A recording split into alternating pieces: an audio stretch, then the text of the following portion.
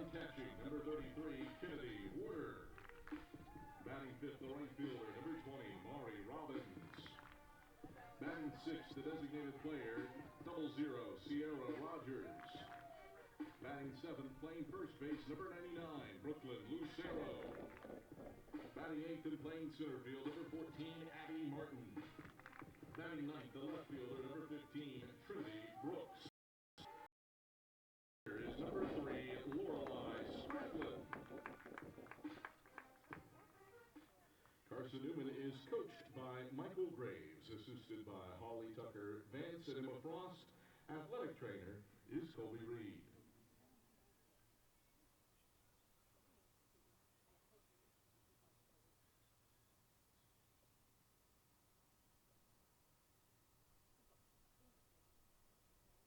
Ladies and gentlemen, at this time we ask that you please rise. Gentlemen, remove your caps. Curtain former service members may render a salute as we honor America with the playing of our national anthem.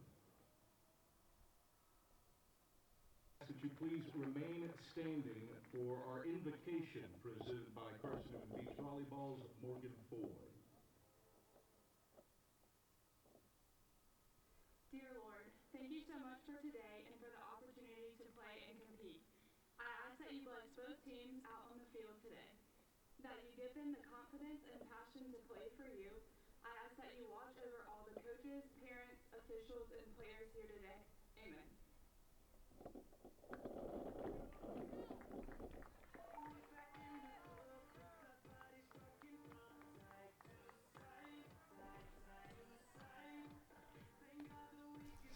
Welcome back to the Vicky Kazee Hollyfield Softball Complex in Jefferson City, Tennessee. It's Game 2 of the South Atlantic Conference Tournament opening round between Carson-Newman and in-state rival Tusculum. Right here on the Eagle Sports Network, Ryan Wilkes taking you through all your coverage here this weekend through this opening round matchup as Carson-Newman won Game 1 yesterday in a game that lasted a little while due to an hour 30-minute weather delay, but Carson-Newman came out on top. It was back and forth in the early going, but the Eagles mashed 4 home runs en route to that big opening win over in-state rival Tusculum to put themselves in the driver's seat today. The Eagles will need the possibility of 2 to be played this afternoon if Tusculum can find the equalizer here in Game 2. It's Megan Ackerman in the circle for the Pioneers, and today a little bit different.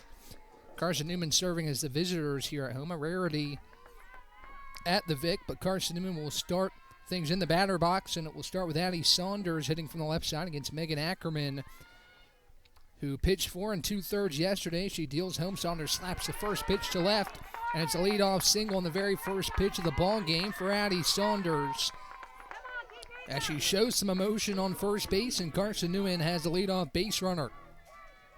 Here's Hayden Dye.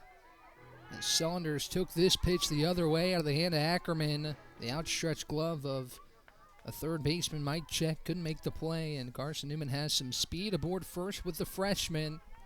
On first base for Dye. The lefty Ackerman spins home the first offering. It's low and away to Hayden, and it's a ball and no strikes. So Megan Ackerman in the circle. She allowed 10 hits, 8 earned runs yesterday.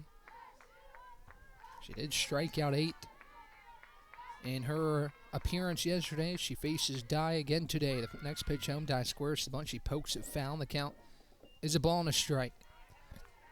Similar top of the order for Carson-Newman. Saunders led it off. Hayden Dye in the box. Macaulay Bailey is on deck with Kennedy Warder in the hole. Bailey and Warder accounted for 2 of the 4 home runs yesterday for Carson-Newman. As the 1-1 to Dye is a called strike on the outer edge as a throwback from Jimenez gets away, but it's right back to Ackerman as the count is now a ball and 2 strikes. Saunders stands on first after the leadoff single, no score here in the top of the first. In Game 2 between Carson-Newman and Tusculum as a 1-2 misses well outside, and the count evens at 2 balls and 2 strikes.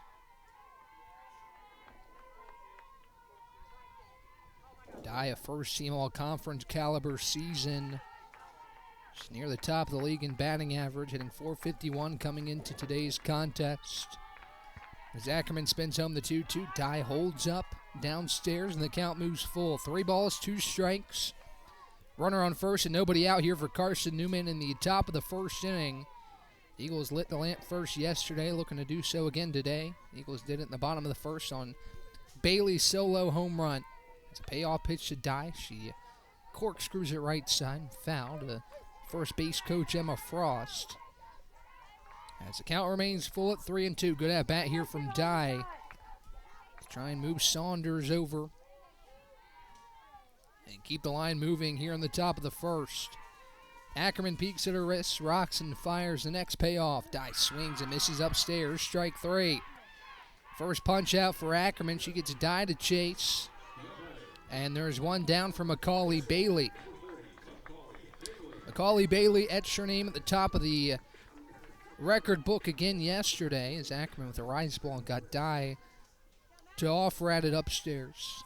Bailey with a sacrifice fly in the bottom half of the 6th yesterday put her at the top of the career RBI record list as she takes a called strike on the inner black, and it's 0-1. It was a solo home run for Bailey yesterday and a sacrifice fly to bring her RBI total this season to 58. She has 186 in her career, which is the most all-time in Carson-Newman softball history. She takes another strike on the inner edge, and it's 0-2. Umpires today, Carolyn Zeisler calling the signals behind the plate. Tony Sherrill's at first. Third base umpire Lenny Fox, same crew from yesterday, just switching positions as Ackerman steps off the slab. Defensive alignment for Tusculum remains relatively the same. Nichols at first, Smith at second, Alvarez at short. Mike check at third as the next pitch to Bailey misses off the plate, and it's 1-2. On the plate today is Sammy Jimenez. In the outfield, it's Kaylin Conrad in right, Abby Hunter in center, and Danielle Jason in left for the Pioneers, wearing the white uniforms with the black numbering and lettering outlined by orange as Bailey takes a 1-2 downstairs. It gets away from Jimenez and allows Saunders to move to second. So Addie Saunders into scoring position for Macaulay Bailey in a 2-2 count with one down here in the top of the first. Pitch that was in the turf got away from Jimenez behind the dish and allowed Saunders to race to second. The 2-2 home from Ackerman. Bailey clubs it to right, giving chases Conrad down the line. She makes the grab. Saunders will tag from second and head to third. A productive second off the bat of Macaulay Bailey, and a nice play. Maiden foul ground by Conrad. And there's 2 down for Kennedy Warder. Warder, a 3-run shot yesterday, gave Carson-Newman the lead at 6-3. And the Eagles held on to the lead ever since that point. Tusculum never took the lead yesterday, but did tie the game twice at 1 and at 3 later in the contest as Warder fouls off the first pitch, and it's 0-1.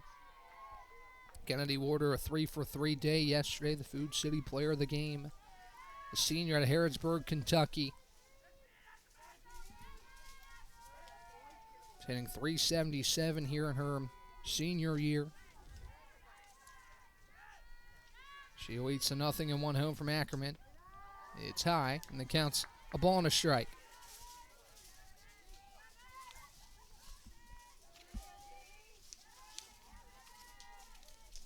Order including yesterday, now this season,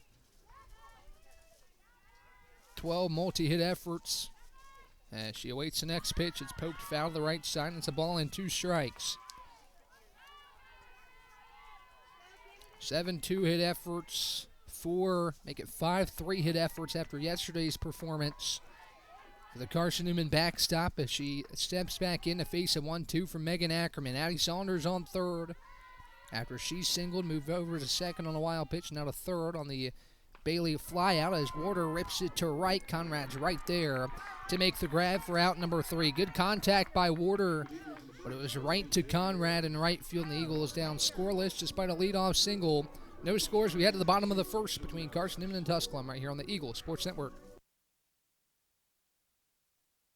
Domino's Pizza in Jefferson City has deals for Carson-Newman students. Bring in your valid student ID when you order for pickup or delivery, and Domino's in Jefferson City will give you a steaming hot large one-topping pizza for $4.99.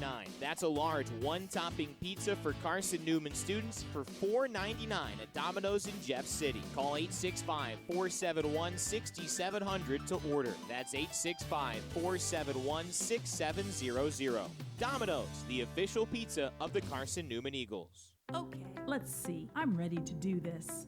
Carson-Newman. It's been around since 1851. Lots of flexible online programs. Wow. World-class accredited academics. A faith and learning environment with professors who really care about me. A top 10 best value school.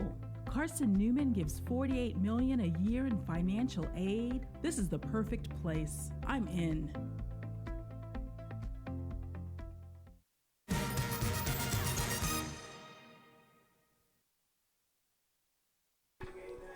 Back here on the Eagle Sports Network, no score as we enter the bottom of the first frame between Carson-Newman and Tusculum.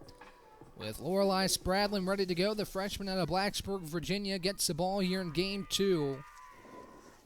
As she looks to help propel her team to a Game 2 victory. Not only that, but a chance to move on in the South Atlantic Conference Tournament.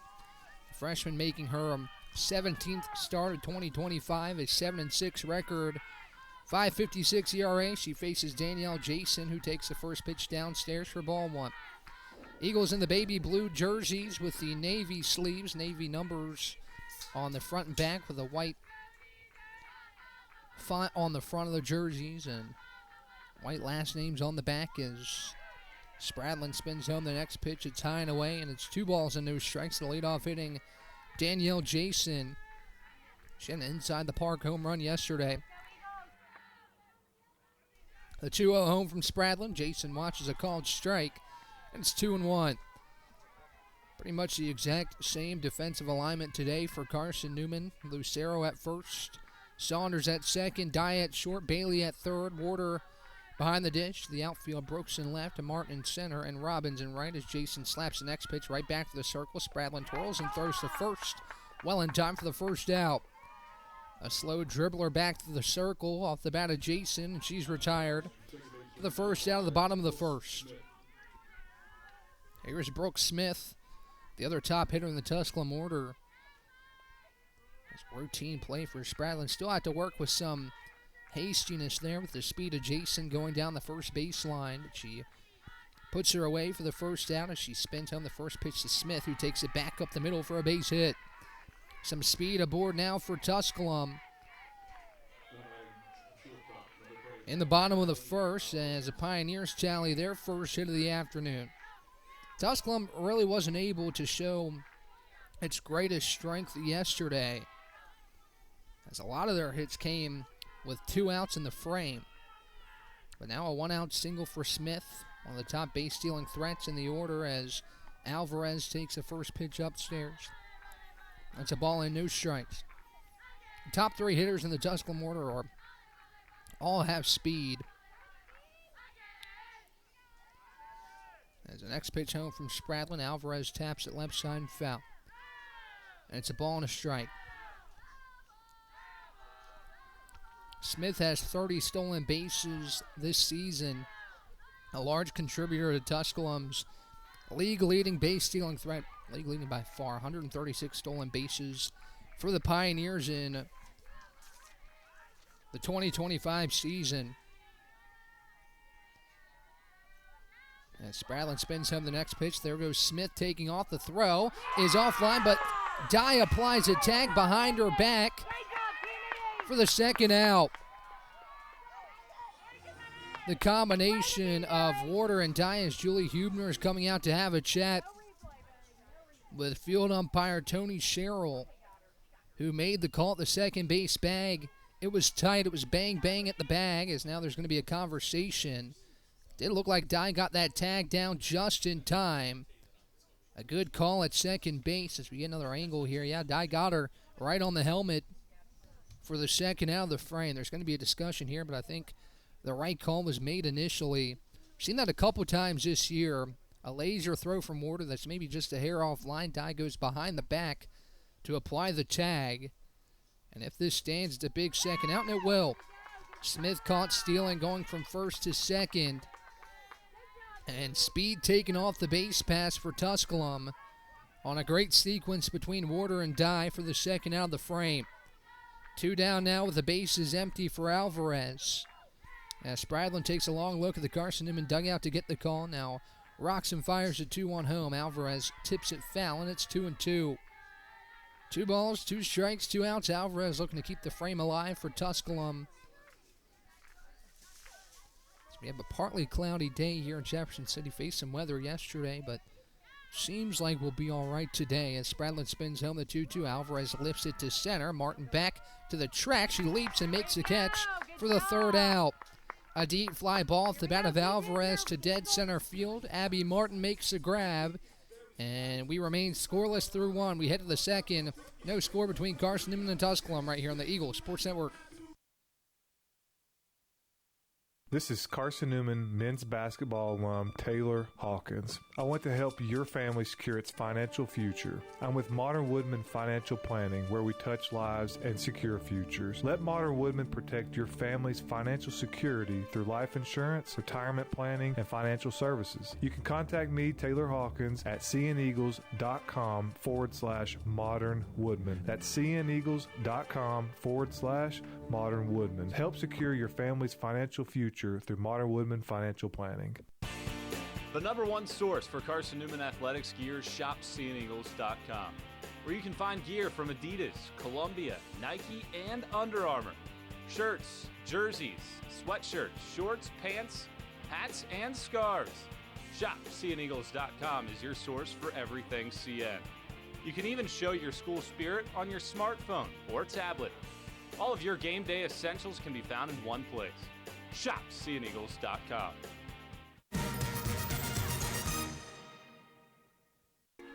Back here on the Eagle Sports Network, Carson-Newman and Tusculum scoreless through 1 as Mari Robbins leads off the frame for the Eagles. She tips the first pitch from Ackerman foul, and the count 0-1. Both teams scoreless for the first inning. Each team had a base runner, but neither able to light the lamp first.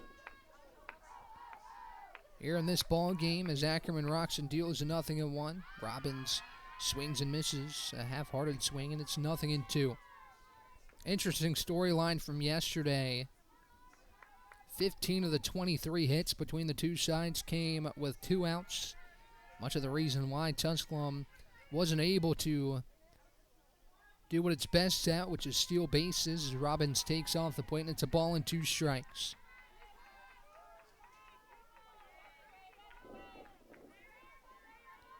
One ball, 2 strikes, bases empty, nobody out. The Carson-Newman offense, as Ackerman spins home the next 1-2, it's downstairs, and it's 2-2. Tusculum tried to steal a bag there in the first, but Kennedy Warder with a good throw to Hayden Dye, who applied the tag on a bang-bang play at second. Takes a runner off the base pass and gave the Eagles 2 outs. Eventually closing out there in that frame as Robbins taps a 2-2 foul, and it's still a 2-2 count here to lead off the top of the second inning. It'll be Robbins, Rogers, and Lucero for Carson-Newman. Lucero had a 2-run home run yesterday, part of a 5-run frame that allowed Carson-Newman to take a 5-run advantage after the game was tied at 3 heading into that inning.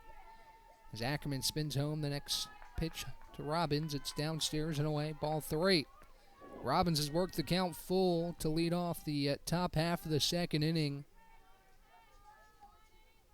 As Ackerman through an inning, has allowed a hit. She struck out 1 in a scoreless top of the first. Prepares to deal the payoff pitch home to Mari. She rocks and deals the 3-2. Robbins swings and misses down low. Strike 3. Second strikeout for Ackerman. And there's 1 down. There's Sierra Rogers. She struck out 4 times in yesterday's contest against Ackerman. It's a good pitch downstairs there. Robbins couldn't get a piece of it. And she's down on strikes for the first out. First offering home, Ackerman to Rogers is up and in for ball 1. Rogers, again, has had a career year in just about every category. both in the circle and in the box. As Ackerman deals the 1-0 to Rogers, she pokes it right side. Nichols gives it a look, but it goes foul. And the count's square at a ball and a strike. Rogers, the second team all-conference selection, and the pitcher utility spot after posting a career best 4.05 ERA in the circle and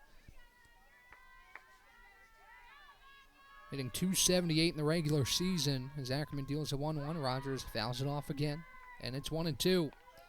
Ackerman looking to get Rogers on strikes for the 5th time this weekend, and she's up in a 1-2 count. Well, the Eagles' designated player in the box. As she looks at her wrist, leans, fires a 1-2. Rogers fouls it back, just gets enough of it to poke it past Jimenez behind the dish. And the count remains a ball and 2 strikes to Rogers. Lucero awaits on deck with Abby Martin in the hole. For the Eagle offense, here in a scoreless contest as we enter the 2nd inning. The 1-2 home from Ackerman. Rogers tips it foul again to stay alive in the count as it remains 1-2. Good fight by Rogers here just to get a piece of it and stay alive in this battle with Ackerman. It's a little bit of a delayed start for the Eagle offense yesterday despite a solo home run from Bailey in the first. Ackerman dealt the next 2 scoreless as she fires home the next 1-2. It's outside. Count evens at 2-2. There's 3 scoreless from Rogers to start yesterday's contest before Tusculum evened it up at 1 in the top of the 4th on a Ella Mike check RBI single. As Ackerman deals a 2-2 to Rogers, she watches a high ball 3. Back-to-back full counts to start the top of the 2nd. Ackerman won the last battle. We'll see what she can do against Rogers. With 1 out and the bases empty in the top of the 2nd. The payoff home to Sierra is high, ball 4.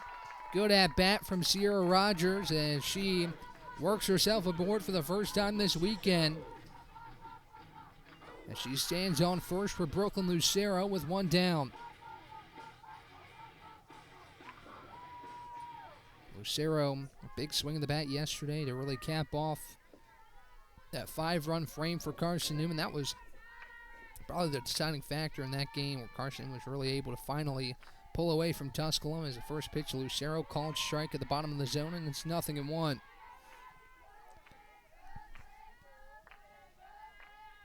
No balls and a strike. The Eagle power hitting first baseman Brooklyn Lucero. She awaits the 0-1 offering. Ackerman rocks, fires. The 0-1 home. It's low and inside. And the count is a ball and a strike. It's senior day over at the Silver Diamond Baseball Complex. We'll check in on Carson-Newman baseball here in a moment. See how the Eagles are faring today after a tight win over at Mars Hill yesterday. It's 2-0 at Mars Hill in the bottom of the 4th over at the SDBC. 1-1 to Lucero. Runs inside and hits her. And she'll head down to first base. Now 1st and 2nd for Carson-Newman. The game's opening run standing in scoring position after Ackerman walks Rogers and plunks Lucero.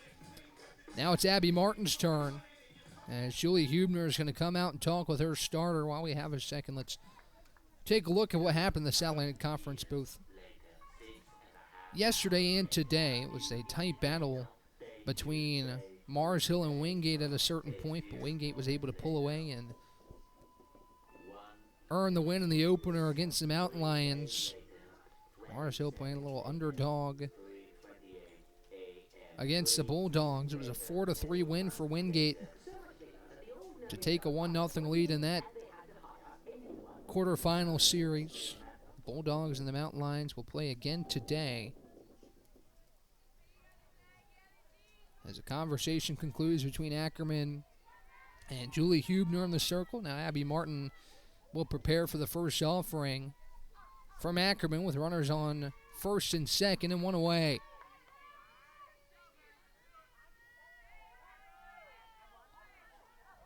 The lefty toes the slab, looks home. Rocks fires the first pitch to Martin, who watches it for a called strike on the outside corner, and it's 0-1. Also starting today is Emory and Henry and Lenore Ryan. Those two teams will play the first game of the best of three. It's a 0-1 to Martin. A little bit more outside, and now a check back to second on Rogers, who's back in time. A ball and a strike to Abby Martin with Trinity Brooks standing on deck. She had a 2-hit day yesterday. One of 5 Eagles with multi-hit efforts in yesterday's opening contest. As a 1-1 misses upstairs, and it's 2 balls and a strike. 39 pitches now for Ackerman. Through an inning and a third, the Eagles doing a good job to work some pitch counts. As Martin watches the next pitch, high and inside, ball 3. 3 balls and a strike to Martin.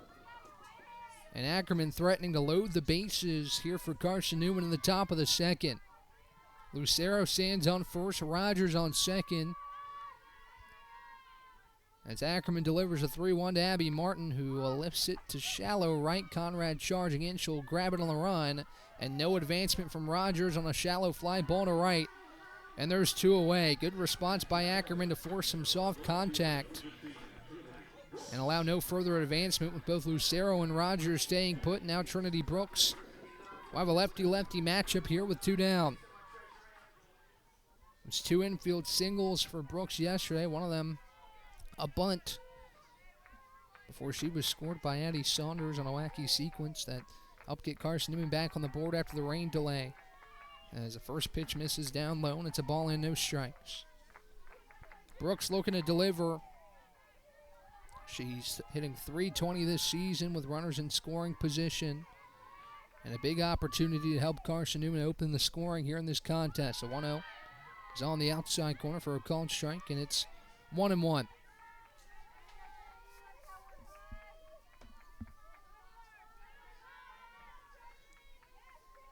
Left-handed Ackerman rocks and deals a 1-1 to Brooks, who takes off the plate ball 2. 2 balls and 1 strike to the 9-hole hitting Trinity Brooks, with the top of the order awaiting Addie Saunders, who has the Eagles' lone hit in this contest. Stands on deck with Hayden Dye in the hole. A 2-1 home. Brooks lifts it to shallow left. Jason playing in will make the play for out number 3. Ackerman dances out of a tough situation. Runners on first and second with 1 down, and she's able to retire the next 2 on soft contact flyouts. We head to the bottom of the second. No score between Carson-Newman and Tusculum right here on the Eagles Sports Network. Tri-Light is proud to support Carson-Newman Athletics. We salute the student athletes who are working hard to make great things happen on the field, in the classroom, and in the world. It takes vision, commitment, and teamwork, qualities we share at Tri-Light. Our mission is to provide life-changing opportunities by building a world-class fiber broadband network. If you'd like to learn more, please visit trilight.net or call us at 833-847-0824. We select our insurance companies the same way you do, very carefully. When you work with us, you can count on receiving fast, courteous, and professional service and quality protection through Auto Owners Insurance. For a no-problem approach for your life, home, car, and business insurance needs, ask us about the No Problem Company, Auto Owners Insurance. Call Bible Insurance Agency at 423-586-4320 or go by 1600 East Andrew Johnson Highway in Morristown, serving the Lakeway area's insurance needs since 1931.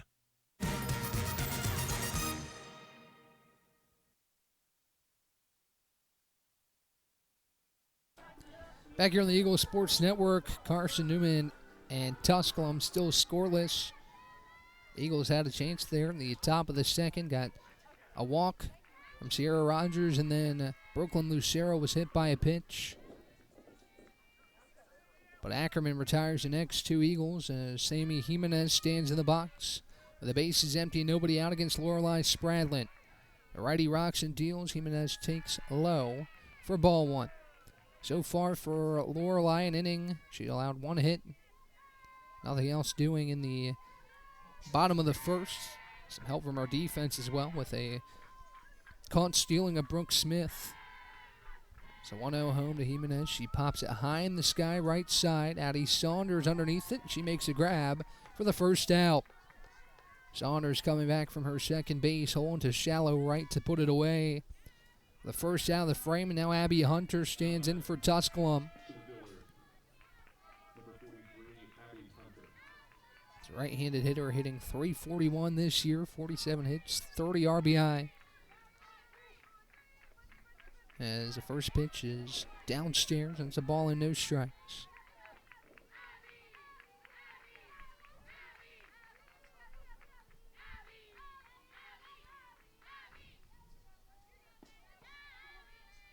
Saunders twirls the ball in her right hand, gets the call from behind the plate, deals a 1-0. Hunter takes low and in, ball 2.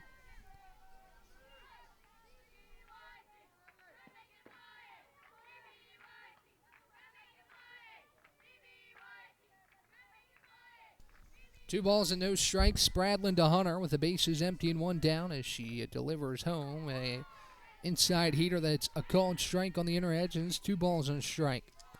Spradlin has been pretty heavily used in her freshman season for Carson-Newman, a 7-6 record, making her 17th start for the Eagles. 7 complete games as Hunter loops the next pitch in a shallow right center. It drops for a base hit. Just enough mustard on it from Hunter. And Tusculum has its second hit to put a runner on first with 1 down.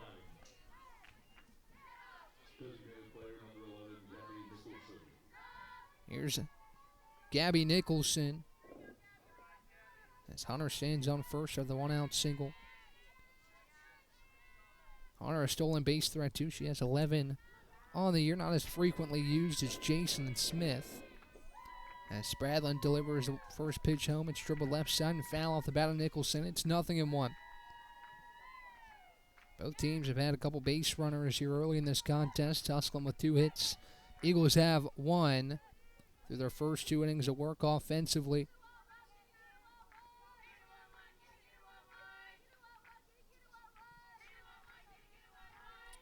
And Spradlin peeks over at the Carson-Newman dugout, gets the call. Rocks and fires a 0-1. Nicholson rips it left side underneath the glove of Bailey. And back-to-back hits for the Pioneers put runners on first and second with 1 down. Same scenario the Eagles had. Different ways of achieving it, but we'll see if Tusculum can light the lamp first. After back-to-back singles as Nicholson turned on that pitch, ripped it through the left side right underneath the glove of Bailey. And now it's first and second for Ella Mikecheck. Mikecheck had a game-tying RBI single in the 4th yesterday. And a chance to give Tusculum the lead here in the bottom of the second. Spradlin leans, delivers a first pitch home to Mikecheck. It's a called strike over the heart of the plate, and it's 0-1.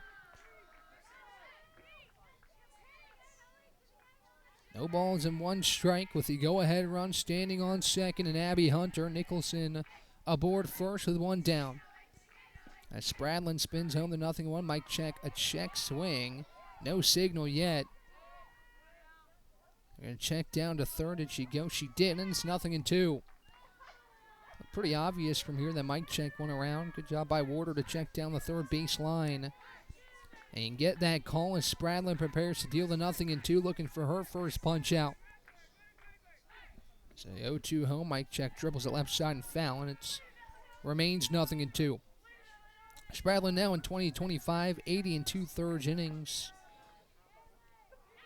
with a 5.47 ERA after a scoreless first inning. She struck out 71 in her freshman campaign.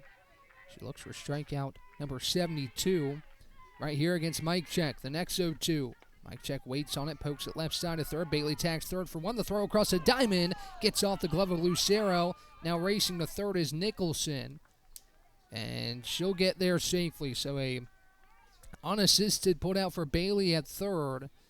The throw to first was just a hair low. Lucero couldn't pick it out of the turf. Nonetheless, that's out number 2. Heads up play by Bailey.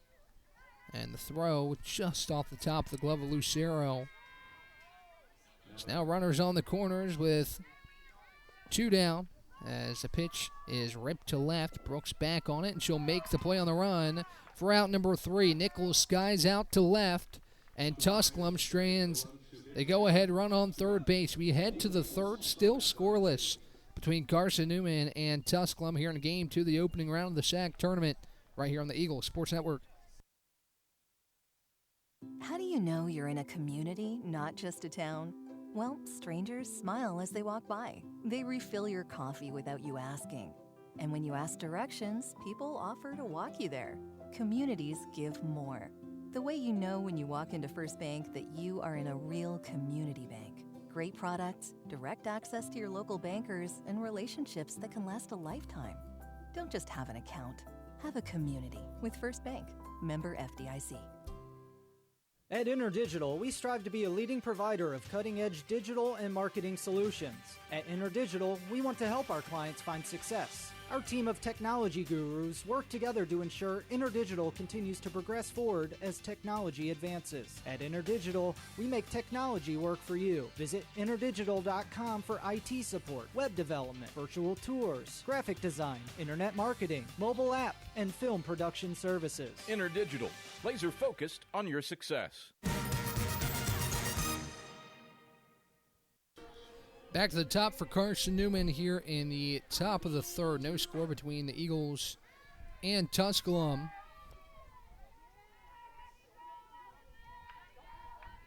As Ackerman back out there for the Pioneer, she deals the first pitch home. Saunders slaps it left side into the Tusculum dugout and foul. The count 0-1. So both teams have had the go-ahead run in scoring position, but neither have been able to cash it in. Tusculum had first and second with one away, as did Carson-Newman. Both pitchers have done a nice job to force some soft contact and keep this game scoreless. As Ackerman spins the next pitch home, it's high and outside to Saunders. Count evens at 1-1.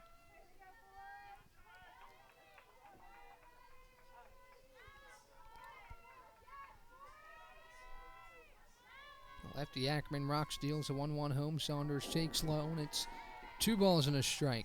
Addie Saunders led the game off on the very first pitch she saw. She slapped it through the left side. It was a base hit. Give Carson-Newman a leadoff base runner in the top of the first as Ackerman deals a 2-1. It's high and away, ball 3. Saunders looking to reach for the second time as Jimenez trots out to chat with Ackerman here in a 3-1 count, with Diane Bailey awaiting. This part of the order has proven to be so dangerous for opposing teams as Ackerman and Jimenez continue to chat in the circle with nobody out here in the top half of the third. And she'll trot back behind the dish and prepare to catch the 3-1 offering from Ackerman.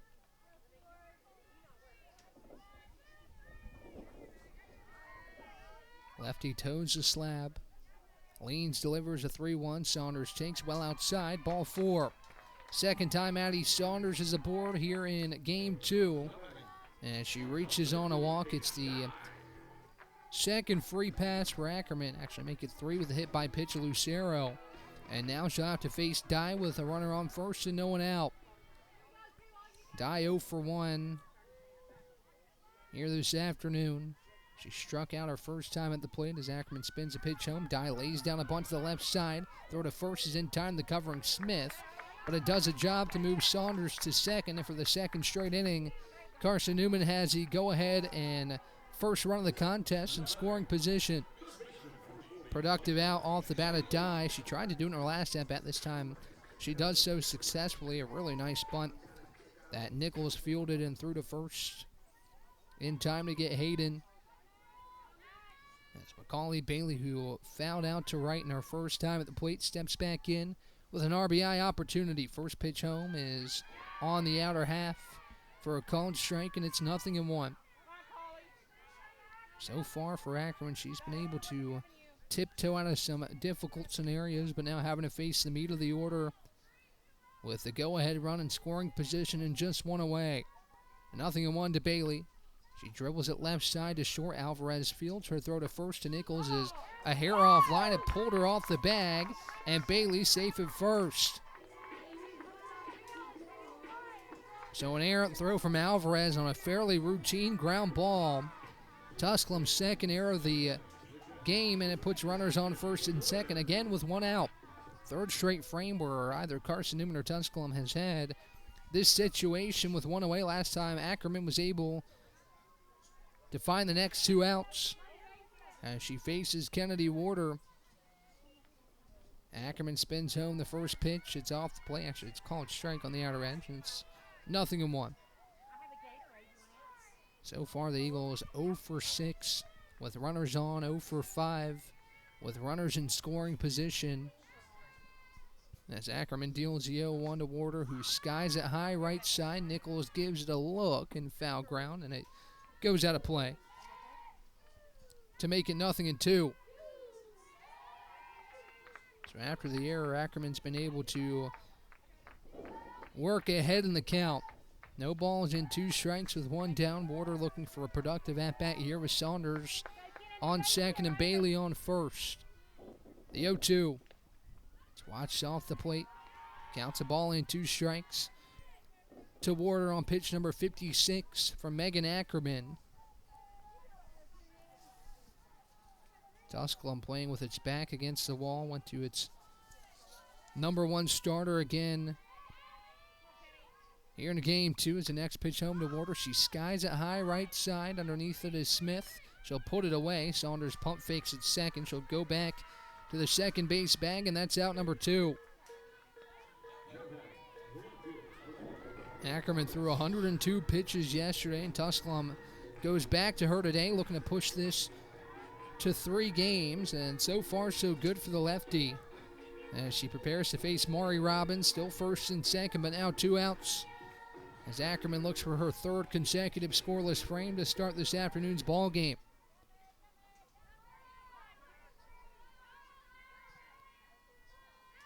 First pitch home to Maury Robbins is low and in, and the count's a ball and no strikes.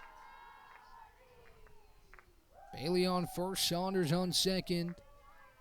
2 away here in a scoreless ball game so far, in Tusculum out hitting Carson-Newman 3-1. The lone hit came off the bat of Addie Saunders in the first for the Eagles as a 1-0 to Robbins. She watches off the plate, and it's 2 balls and no strikes. Pitch number 60 for Ackerman. She's found the zone on just over half of those offerings, 32 strikes for the lefty as she delivers a 2-0 to Robbins, who watches up and in. Ball 3.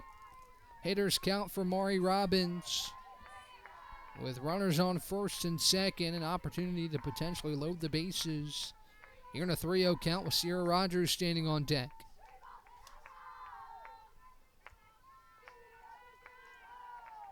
A 3-0 home to Maury is on the inside corner for a called strike, and it's 3-1. Maury Robbins, a .351 hitter with runners in scoring position. She's hitting .389, well above her season average with 2 outs in the frame. And a chance to deliver right here in a 3-1 count. A 3-1 pitch home from Ackerman. Robbins watches low and in, ball 4. Bases loaded for Carson-Newman as Sierra Rogers stands in with a chance to deliver. She reached for the first time in these 2 games so far against Tusculum with a walk in the second inning as Julie Hubner comes out for another conversation with Megan Ackerman with 2 down in the frame. We'll check back in on Carson-Newman baseball on Senior Day over at the Silver Diamond Baseball Complex. The Eagles and the Mars Hill Mountain Lions set to play 2 on Senior Day, a 9-inning game and a 7-inning game as Carson-Newman finds itself behind 3-0 in the bottom of the 5th inning. Eagles squeaked out a win yesterday. Mars Hill out hitting Carson-Newman 10-2 so far today. Mars Hill has been solid at the plate against a powerful Eagle order as Carson-Newman looks to play from behind and looking for a series win after taking yesterday's contest, but some work to do in the 5th inning for the Eagles over at the Silver Diamond Baseball Complex. The conversation concludes between Ackerman and Hubner as Rogers stands in with the bases loaded and 2 outs. The first pitch home to Rogers is a cut and a miss upstairs, and it's 0-1. Ackerman got the better of Rogers yesterday with 4 strikeouts The Eagles utility player, Sierra Rogers, who does a little bit of everything for Carson-Newman, is a 0-1, misses high and in. And the count is a ball and a strike. Again, Carson-Newman looking to end this thing in 2 games and move on in the South Atlantic Conference tournament, but Tusculum looking to push it to a decisive 3rd game as Ackerman delivers a 1-1. It's poked foul, and it's 1-2.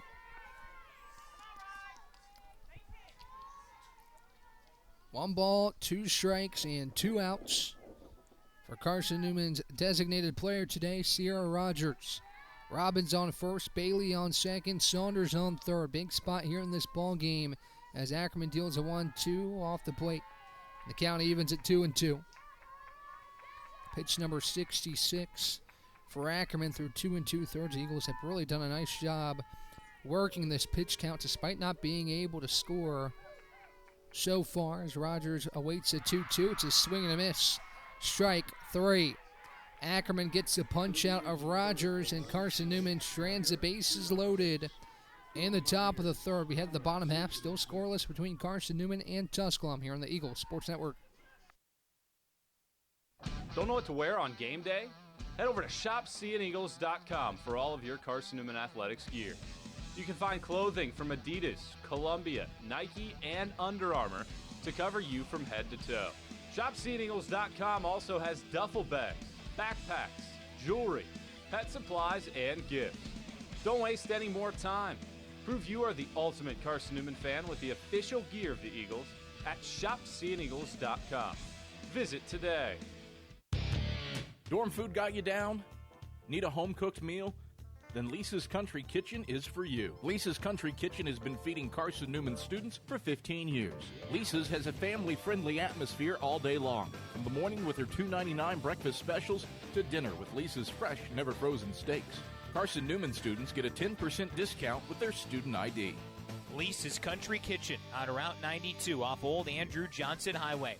The best food for the best prices.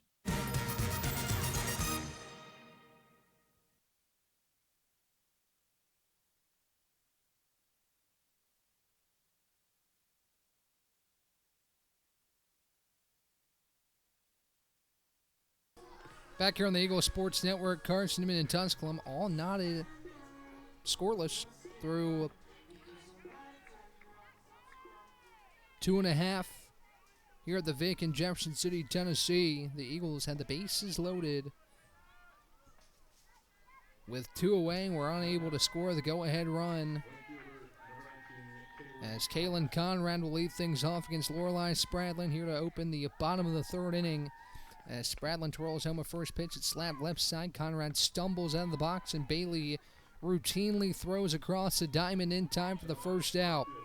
1 pitch and 1 out for Lorelei Spradlin, the Carson-Newman defense. Spradlin still without a strikeout, but she's scattered 3 hits through 2 1/3 now. It's forced a lot of soft contact. The freshman out of Blacksburg, Virginia, now set to face the top of the Tusculum order with Danielle Jason. A swing and a miss from Jason. It's 0-1. No balls and a strike to the leadoff hitting Jason with Brooke Smith standing on deck. As the right-handed Spradlin peeks at her wrist, twirls and fires the 0-1. Jason squares the bump, pulls back on a pitch that misses just off the plate, and it's a ball and a strike.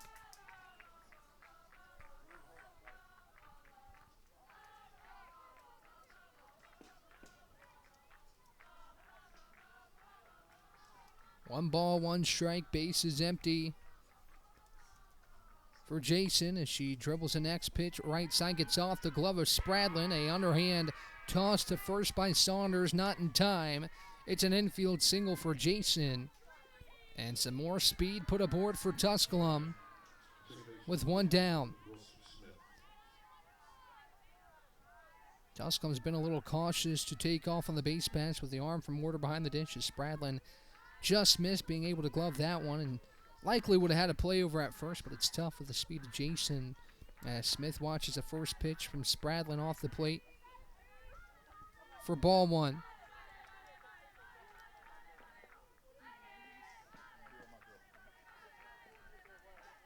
Ball and no strikes with The opening run standing on first as Spradlin delivers home to Smith. Takes a called strike on the outer edge, and it's 1-1. Both pitchers have done a really nice job in stranding base runners so far. Carson-Newman stranded 6. 3 of them coming with the bases loaded in the top half of the third. So 1-1 to Brooke Smith is swinging a miss. Now throw down to second to try and get Jason taking off, and she slides in safely at the second base bag. She gingerly jumps around off second, a little shaken up there on the slide. She seems to be all right. She steals the base. Her 48th stolen bag of the season, and she's in the scoring position for Smith here in a 1-2 count. Another good throw from Ward. It was right there at the bag, but Jason slides underneath the tag of die. Spradlin deals a 1-2 to Smith. It's up and away. Ball 2. Tusculum has yet to lead this weekend. Carson-Newman was either in front or it was tied. It was tied on 2 separate occasions, but the Eagles eventually able to pull away and win the opener. It's a 2-2 to Smith is fouled back, and the count remains 2 balls and 2 strikes. 31 pitches for Spradlin through 2 1/3. The freshman looks to help the Eagles close this out in 2 games, but Tusculum certainly fighting with its back against the wall today. The 2-2 to Smith is poked up the middle. Saunders fields her throw to first is not in time as Jason races to third. Smith aboard first. It's another infield single for Tusculum. The second hit of the frame that hasn't left the infield, and runners on the corners with 1 down for Ellie Alvarez. A tough play for Saunders. It's a nice job just to keep it in the infield. A lunging swing from Smith, and Saunders a little off balance. It's a nice play to make the throw over. It just was not in time to get the speedy Smith. And you have to think Brooke Smith is going to take off at a certain point with 1 away and Jason standing on third. Carson might not even decide to make a throw to second with runners on the corners, and Jason obviously with that speed at third base. Is a conversation now being had between the Carson-Newman defense as Warder heads back behind the plate and prepares to catch the first offering to Alvarez, who's 0 for 1.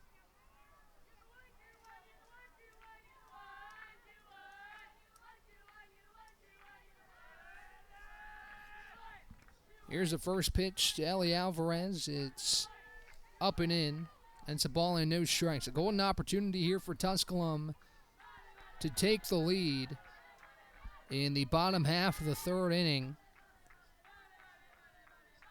As Spradlin peeks at her wrist, rocks and delivers the 1-0 to Alvarez, who pops it high in the infield. Spradlin comes off the slab and makes the catch for the second out.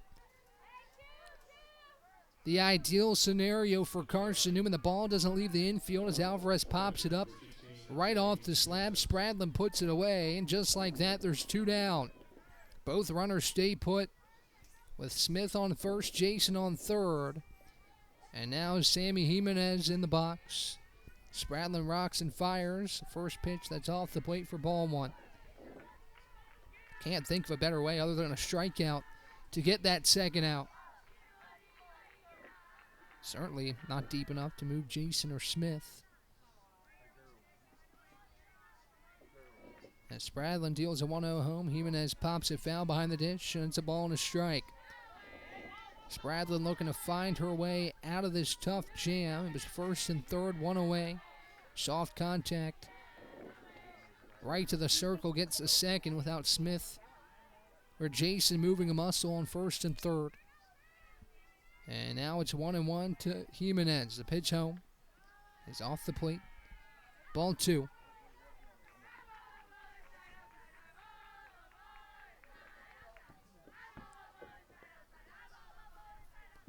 Two balls and a strike with 2 down for Jimenez. And Spradlin rocks and fires. It's low and in, ball 3. 3 balls and a strike with Abby Hunter standing on deck. She's 1 for 1 with a single, and Tusculum looking to load the bases potentially here with Jimenez in a 3-1 count. A 3-1 home from Spradlin. Swing and a miss. Strike 2. Count moves full. On the Tusculum backstop, Sammy Jimenez. 3 balls, 2 strikes, 2 outs. Spradlin looking to keep the game scoreless through 3. As she rocks and delivers, this one lifted to right. In foul ground is Robbins. She make the catch? Yes, she did. Out number 3 as Robbins puts it away in foul ground. The Eagles strand runners on first and third. What a job by Spradlin. With runners on first and third and 1 out, she keeps the game scoreless. We head to the top of the 4th. No score between Carson-Newman and Tusculum right here on the Eagle Sports Network. Sure, we've been around a while, 171 years to be exact. We know the power of a liberal arts-based Christian education and the tremendous potential of what can be found on this campus, within this community. We are adventurers, dreamers, believers, passionate and compassionate, curious and clever, driven by a common purpose towards a common goal. I found my passion. I found purpose. We are Carson-Newman. What will you find? Domino's Pizza in Jefferson City and Morristown wants to help feed your business. When you're hungry at lunch, show your business card at Domino's in Jefferson City and Morristown when you make your purchase for pickup or delivery to get 25% off the entire order. That's 25% off your order at Domino's in Jeff City and Morristown when you show your business card. Call 865-471-6700 to get a pizza. Domino's, the official pizza of the Carson-Newman Eagles.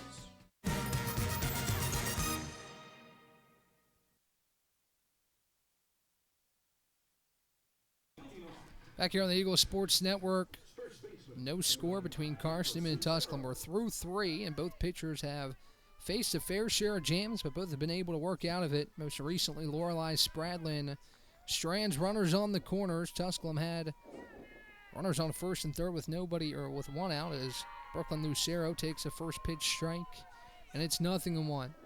But a shallow pop-up off the bat of Ellie Alvarez that stayed in the circle for Spradlin to field. And then a pop out and foul ground, end of the frame as Lucero dribbles the next pitch left side, gets off the glove of Mike Check, and through for a leadoff single. A pitch that hugged the third baseline. And Lucero reaches to lead off the 4th.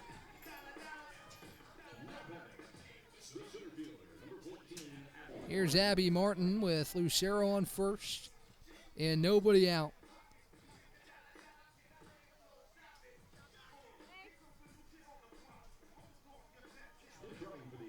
As we have pinch runner on first, it's Taylor Erb to take over for Lucero. As Martin awaits the first offering, change being communicated right now as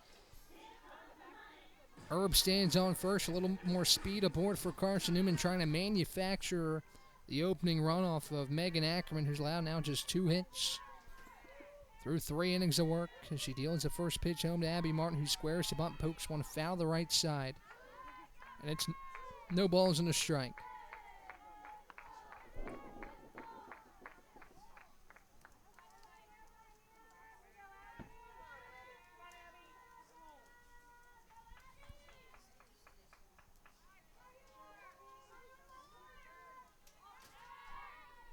Next pitch home to Martin. She loops into shallow center. Hunter on the run, makes a grab. No throw back to first to check on Erb, and that's the first out of the frame as Martin flies out to center for the first out of the inning.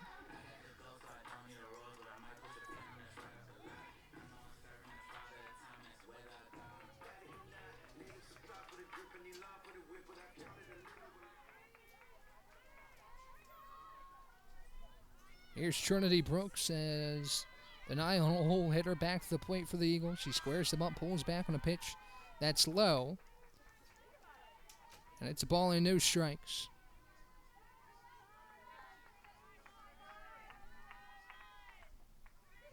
Brooks, the lefty slapper, 2 hits yesterday. She's 0 for 1 this afternoon as she awaits the next pitch. It's low and outside, ball 2.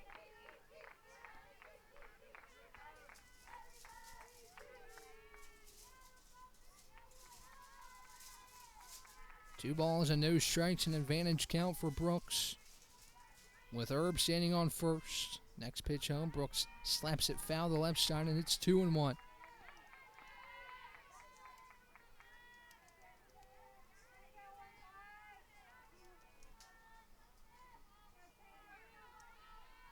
Two balls and one strike with the top of the order awaiting for Carson-Newman. Addie Saunders on deck. Brooks watches the 2-1 downstairs. It gets by Jimenez, and Herb races to second as the count moves 3-1. Carson-Newman with another runner in scoring position here in the fourth. Good jump by Herb as she saw that pitch get between the legs of Jimenez, and Herb takes off to second. The 3-1 pitch home to Trinity. High and outside, ball four. First and second, one out for Carson-Newman, as Addie Saunders will stand in. Jimenez comes out to chat with Ackerman, who's over 70 pitches. Make it 76, and she'll exit. That's the end of the day for now for Megan Ackerman, as she'll exit in favor of Natalie Spadis, who comes back in the circle for Tusculum. We'll talk about Spadis on the other side as this game remains scoreless in the top of the fourth. First and second for Carson-Newman, one away. We'll be right back here on the Eagle Sports Network. There's something about a small community that unites us, whether it's cheering on our favorite team or the way we come together in a crisis.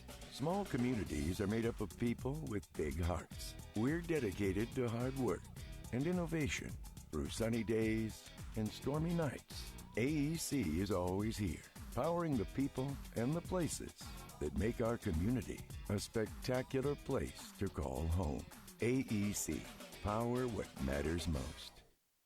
Insurance, it's about people, not things. It's about security. It's about confidence. It's about relationships. It's about trust. It's about you. As a local independent agent, Bible Insurance Agency can design an insurance program that's just right for you and your family. Give the people you love safe, sound, secure protection from Auto Owners Insurance. Call Bible Insurance Agency 423-586-4320 or go by 1600 East Andrew Johnson Highway in Morristown.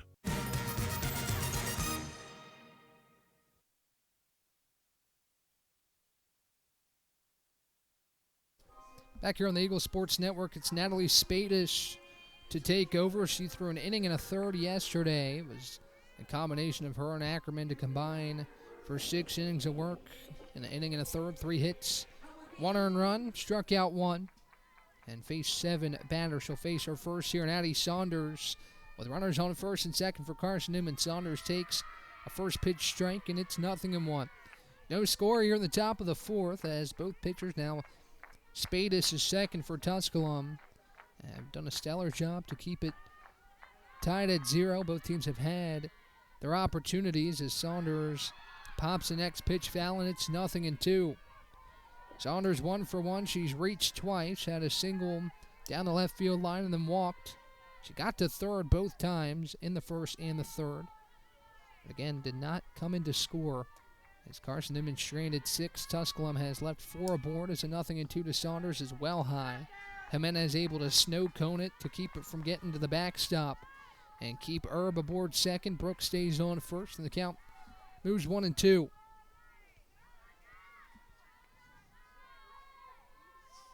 One ball, 2 strikes, 1 away as Spadis dips and deals. Saunders lifts it foul the left side, going right for a car, and it, luckily for the black car on Davis Street, it goes right over the top of it, and the count remains 1-2.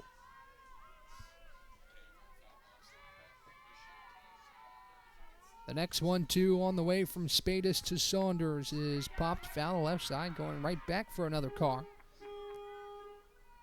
And it stays away, and the count remains 1-2.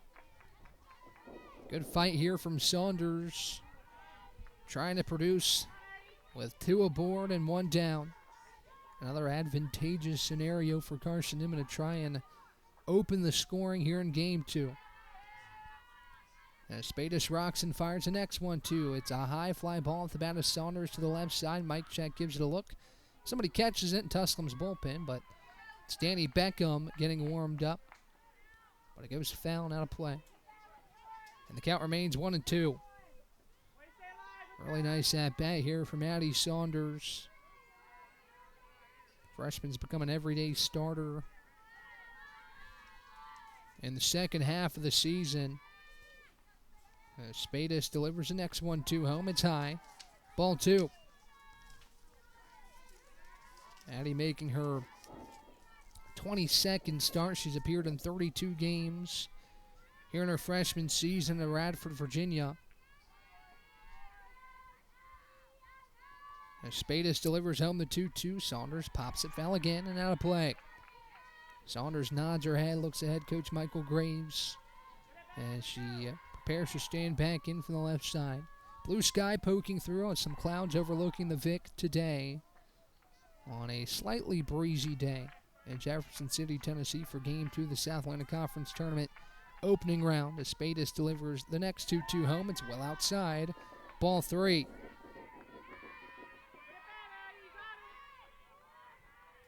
Tenth pitch of the at-bat coming up between Natalie Spadis and Addie Saunders. Here in a full count. 3 balls, 2 strikes, 1 away. Runners on first and second. Spadis fires home the payoff. Saunders lips it left side. Mike Check gives chase, but it goes back in the Tusculum bullpen, and we'll do it again. 11th pitch coming up between Spadis and Saunders. As these two duel, Saunders looking to produce with a runner in scoring position. As the righty leans and fires a payoff, Saunders pops it foul left side again, out of play. As it goes underneath the beige truck on King Street. Good shot by our camera operator, David Goriansky, to get that look. As pitch number 12 set to be delivered by Spadis. One thing Carson-Newman has done really well today is work pitch counts, and a prime example of that right here was Saunders dueling with Spadis. The next 3-2. Dribble left side to third. Tag applied at third base. Throw crosses not in time to get Addie, but a force out at third. Takes Taylor Erb off the base pass. And Brooks replaces Erb at second. Saunders aboard first. Spadis wins the battle and gets the second out. Mike Check applied the tag at the third base bag. The throw was just behind Saunders going to first. And now Hayden Dye stands in after a lengthy 12-pitch at-bat between Saunders and Spadis that resulted in a fielder's choice. First pitch home to Hayden Dye is downstairs for ball 1. Now a check back to second on Brooks, who dives back in ahead of the tag from Smith. And the count's a ball in, no strikes. Right-handed Spadis re-engages with the slab. Looking to keep this game scoreless. We're facing a dangerous bat in Hayden Dye. As the next pitch home is a swing and a miss. And it's a ball and a strike. Come on, you're behind it, babe. Let's go. You got it. See it. Dye 0 for 1 today. She was 0 for 3 yesterday. So 0 for 4. Looking for a big first hit of this SAC tournament opening series. With runners on first and second and 2 down. The 1-1 home from Spadis is another swing and a miss. Strike 2. 1 ball, 2 strikes, 2 outs. Spadis coming in relief. Looking to get the final 2 outs of the frame and keep us scoreless.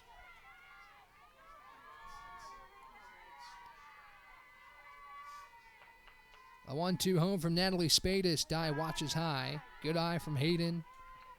And Spadis tried to get her to chase, and it's 2-2.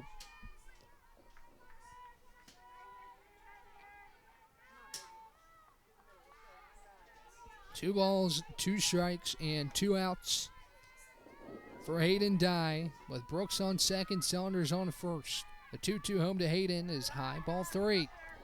Good eye from Hayden Dye to work this count full. As the runners will be moving on this pitch. 3 balls, 2 strikes, and 2 outs. Brooks stands on second, Saunders on first. A first-team all-conference selection for the Eagles, looking to deliver and open the scoring here in this ball game as Spadis delivers home a 2-2 or a 3-2. It's called strike 3. Spadis looks at the Eagle dugout and roars as she keeps the game scoreless. And we head to the bottom of the fourth. No score between Carson-Newman and Tusculum here on the Eagle Sports Network.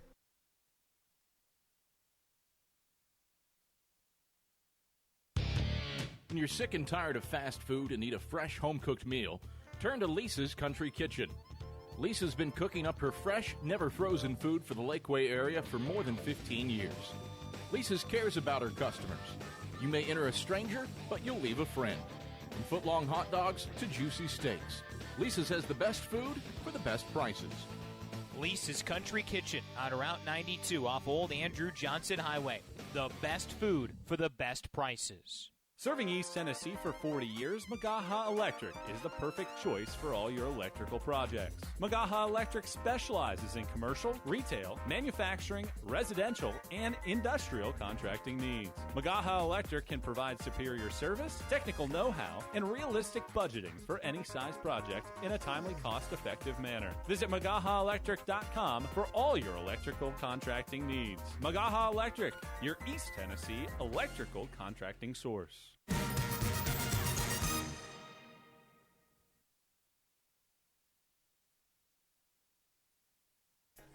Back here on the Eagle Sports Network, as plenty of fans out enjoying this sunny 72-degree day. Some clouds overlooking the Vic in Jefferson City, Tennessee, but a good day for some Southland Conference softball. Comfortable weather with a slight breeze. Moving to dead center field as these two teams look to get going offensively. Natalie Spadis gets the next two Eagles. The last on a strikeout of Hayden Dye to Shran runners on first and second. Now Lorelei Spradlin deals the first pitch strike to Abby Hunter, and it's 0-1. 5 hits for Tusculum, 2 for Carson-Newman. The Eagles have stranded 8. Tusculum with 4 left aboard. En route to a scoreless game through 3.5. Next pitch to Hunter runs high and in, and it's a ball and a strike. Spradlin through 3 innings has sprinkled 5 hits and forced a lot of soft contact off the bat of the Pioneers to keep it scoreless. Through 3 innings of work, the 1-1 is popped foul the right side, and it's 1-2. Due up for the Pioneers here in this frame. It's Hunter in the box. Nicholson's on deck. Mike check in the hole. This part of the order so far, 5, 6, and 7, 2 for 3. With a pair of knocks from Hunter and Nicholson. As a 1-2 to Hunter is low and in. Ball 2. Spradlin looking for her first strikeout. It's been one of her strengths here in her freshman season. With a season and career high 9 strikeouts against Davis and Elkins back on February 21st. She spins home a 2-2. It's dribbled left side to short. Dye fields her throw to first in time for the first out. Nice play on a pretty well hit ball by Hunter to short. Dye fields on a hopper, throw to first well in time for out number 1 here in the bottom of the fourth. Here's Gabby Nicholson, who singled her last time at the plate. It's part of back-to-back knocks for Tusculum. As Spradlin preps to deal the first pitch home, she rocks and delivers. Nicholson rips it towards third, but it goes foul to the left of the third base bag, and it's 0-1. Base is empty for the Pioneers with 1 down here in the fourth. As Nicholson just missed the third base line and actually hit the line, but then went behind the third base bag and moves the count 0-1. Spradlin rocks and fires the 0-1. Nicholson check swing upstairs, but she held back, and it's a ball and a strike.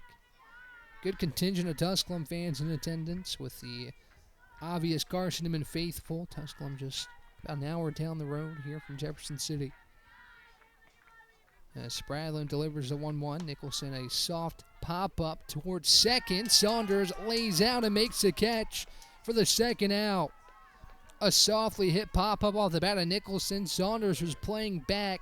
She charges in and lays out to make the basket grab, and that's out number 2.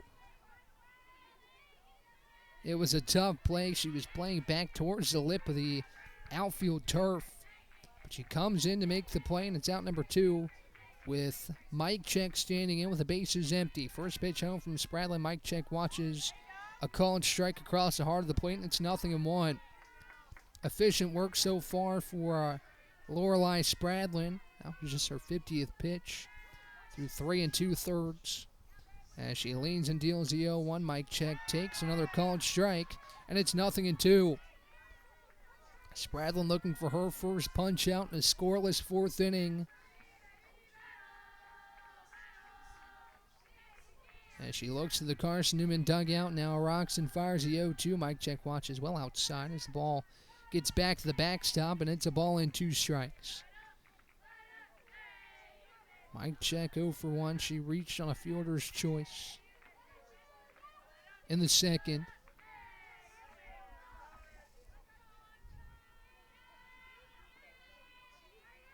As Spradlin delivers a 1-2, Mike Check rips it through the left side. It's a 2-out single for Ella Mike Check. And she puts a 2-out runner aboard for Tusculum with 2 down. Now batting, first baseman, number 18, Haley Nichols. Haley Nichols stands in with 2 down. Mike Check aboard first.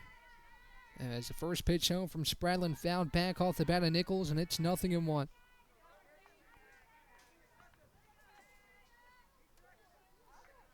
No balls, 1 strike with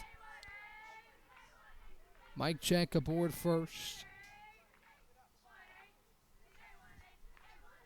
As Spradlin dips and delivers the 0-1, it's downstairs. Warder blocks it up. Mike Check takes off, throw down to second, just behind Mike Check, who dives into second safely. A nice jump by Ella Mike Check, and she's in the scoring position with 2 away.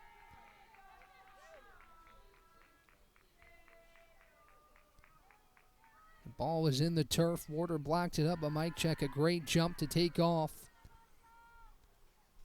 And the go-ahead runs in scoring position. Might see a pinch runner now for Tusculum, as we will. Pioneers put some more speed on the base pass here with Katie Jones going to pinch run with the go-ahead and game-opening run standing on second. 1-1 the count to Nichols with 2 down. As Spradlin dips, deals a 1-1. It's fouled off, and it's 1-2. Spradlin looking for her 4th scoreless frame. Again, she's given up 6 hits to this Pioneers lineup. She's held the Pioneers to 1 of 5 with runners in scoring position. 1 of 4 with 2 outs in the frame as a 1-2 to Nichols is just off the plate. Ball 2. That didn't miss by much, but the count nonetheless moves 2-2. Deuce is wild on the scoreboard. 2 balls, 2 strikes, and 2 outs. Here's the 2-2. Nichols check swing, 1 around, strike 3. What a time for your first punch out. Lorelei Spradlin sets down Nichols on strikes and strands a go-ahead runner in scoring position as we head to the 5th. No score still between Carson-Newman and Tusculum right here on the Eagle Sports Network. Domino's Pizza in Jefferson City has deals for Carson-Newman students. Bring in your valid student ID when you order for pickup or delivery, and Domino's in Jefferson City will give you a steaming hot large 1-topping pizza for $4.99. That's a large 1-topping pizza for Carson-Newman students for $4.99 at Domino's in Jeff City. Call 865-471-6700 to order. That's 865-471-6700. Domino's, the official pizza of the Carson-Newman Eagles. Okay, let's see. I'm ready to do this. Carson-Newman. It's been around since 1851. Lots of flexible online programs. Wow. World-class accredited academics. A faith and learning environment with professors who really care about me. A top 10 best value school. Carson-Newman gives $48 million a year in financial aid. This is the perfect place. I'm in.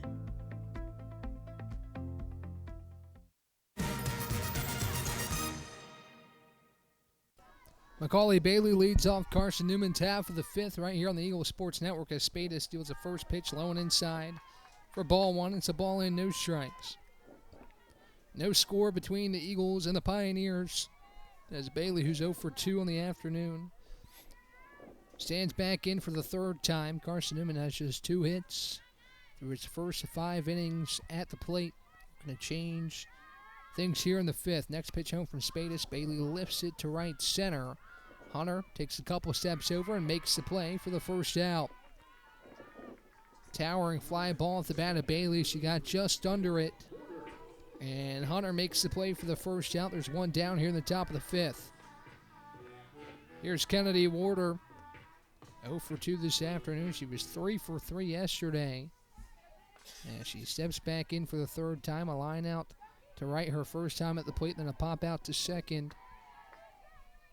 And Spadis leans and deals the first pitch home. It's a called strike on the outer edge, and it's 0-1. Big storyline today has been runners left stranded. 13 combined between the two teams. The Eagles have stranded 8. Tusculum 5 is a 0-1 to Warder, low and outside. Count evens at a ball and a strike. Mari Robbins awaits on deck. Sierra Rogers in the hole for Carson-Newman here in the 5th. With one away and the base is empty.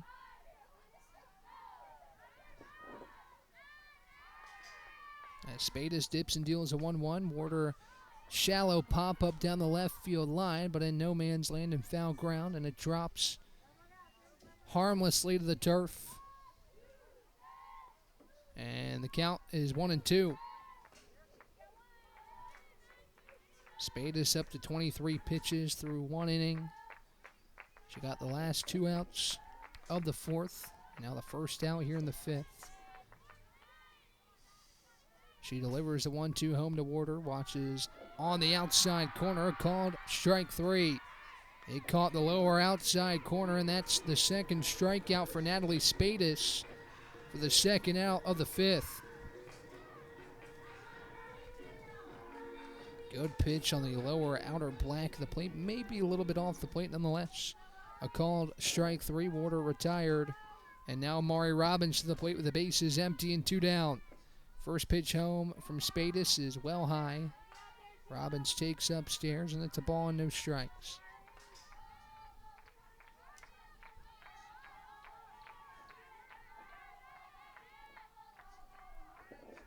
The 1-0 home from Spadis. Robbins takes low and inside, and it's 2 balls and no strikes.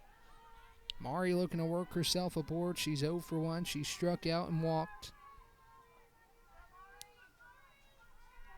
in the 3rd. As Spadis delivers a 2-0, Robbins lifts it to left. Jason off balance, but she recovers and makes the play for out number 3. A rocket off the bat of Robbins, but Jason is able to adjust and put it away for the 3rd out. Eagles scoreless again in the 5th as we head to the bottom half in a scoreless contest between Carson-Newman and Tusculum right here on the Eagle Sports Network. This is Carson-Newman men's basketball alum Taylor Hawkins. I want to help your family secure its financial future. I'm with Modern Woodman Financial Planning, where we touch lives and secure futures. Let Modern Woodman protect your family's financial security through life insurance, retirement planning, and financial services. You can contact me, Taylor Hawkins, at cneagles.com/Modern Woodman. That's cneagles.com/Modern Woodman. Help secure your family's financial future through Modern Woodman Financial Planning. The #1 source for Carson-Newman athletics gear, shopseeandeagles.com, where you can find gear from Adidas, Columbia, Nike, and Under Armour. Shirts, jerseys, sweatshirts, shorts, pants, hats, and scarves. Shopseeandeagles.com is your source for everything CN. You can even show your school spirit on your smartphone or tablet. All of your game day essentials can be found in one place. Shopseeandeagles.com.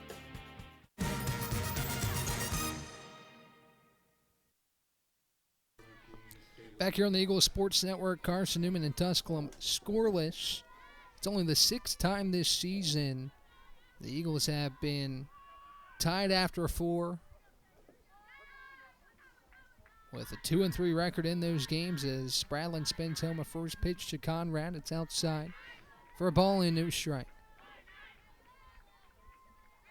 And this game remains scoreless after 5. It'll be just the second time Carson-Newman's been in a tie contest after 5 innings. As Conrad skies the next pitch to the right side, Robbins giving chase, but she can't get there.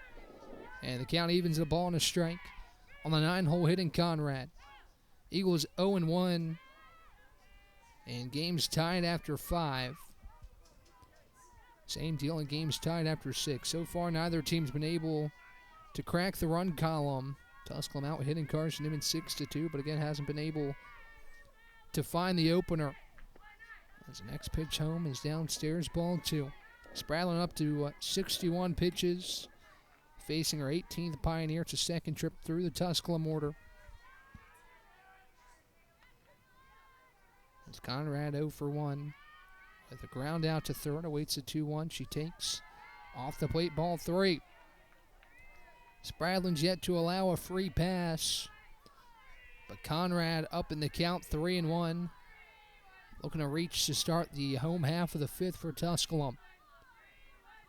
The 3-1 home from Spradlin. Conrad watches downstairs, ball 4. A leadoff base runners. Kaylin Conrad works a 5-pitch walk. And Danielle Jason stands in with a runner on first and nobody out.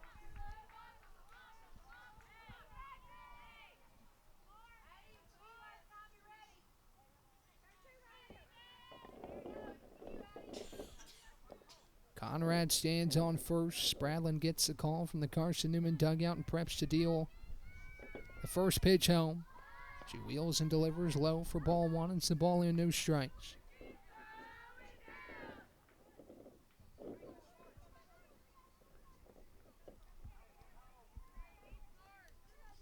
The go-ahead run on first for the Pioneers here in the 5th as Spradlin twirls and deals a 1-0. Jason takes low, and it's 2 balls and no strikes. 6 of the first 7 pitches of this frame out of the hand of Spradlin have been balls. There's another hitter's count here for Danielle Jason. Brooke Smith awaits on deck. Ellie Alvarez in the hole. And Spradlin delivers a called strike, and it's 2-1. The top of the order for Tusculum. Jason and Smith both hitting .463. Jason's 1 for 2 today. She singled in the 3rd. Got to third base, but was stranded there. And Spradlin preps to deal the 2-1. She rocks and fires. Jason slaps it up the middle, gets off the glove of Spradlin. Saunders wisely applies the tag to Conrad for out number 1. A heads-up play as Saunders fielded the ball in the base path. Conrad was trying to run to second, and Saunders slapped the tag on her on a ball that was deflected off the glove of Spradlin. And that's the first out. Jason replaces Conrad at first. And Spradlin deflected it. Saunders fielded, and right as she gloved it, Conrad was running right in front of her, so she applied the tag, and that's the first out here in the bottom of the 5th. Here's Brooke Smith with Jason on first. The first pitch is on the outer edge for a called strike, and it's 0-1. Kennedy Warder obviously very cognizant of the speed on first. She jumps out of her stance every time she fields a pitch from Spradlin as lefty Smith awaits a 0-1. The offering home is skied high towards Davis Street, and a couple Carson-Newman fans able to get out of the way of that one, and it's 0-2.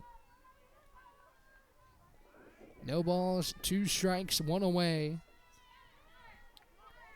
with Jason aboard first. Pitch number 70 set to be delivered by Spradlin. The 0-2 home to Smith is a ground ball right side to first. Lucero applies the tag of the first base bag, throws to second, not in time, but nonetheless, that's out number 2 as Jason races to second. Nice play by Lucero on a ball that hugged the first base line. She was able to grab it before it tailed foul and took to the bag herself. As Spradlin deals with Smith, but Jason does move to second for Ellie Alvarez.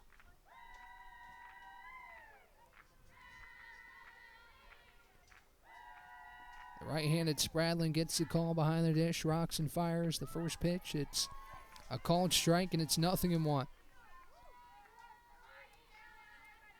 Tusculum again with the go-ahead and game-opening run in scoring position.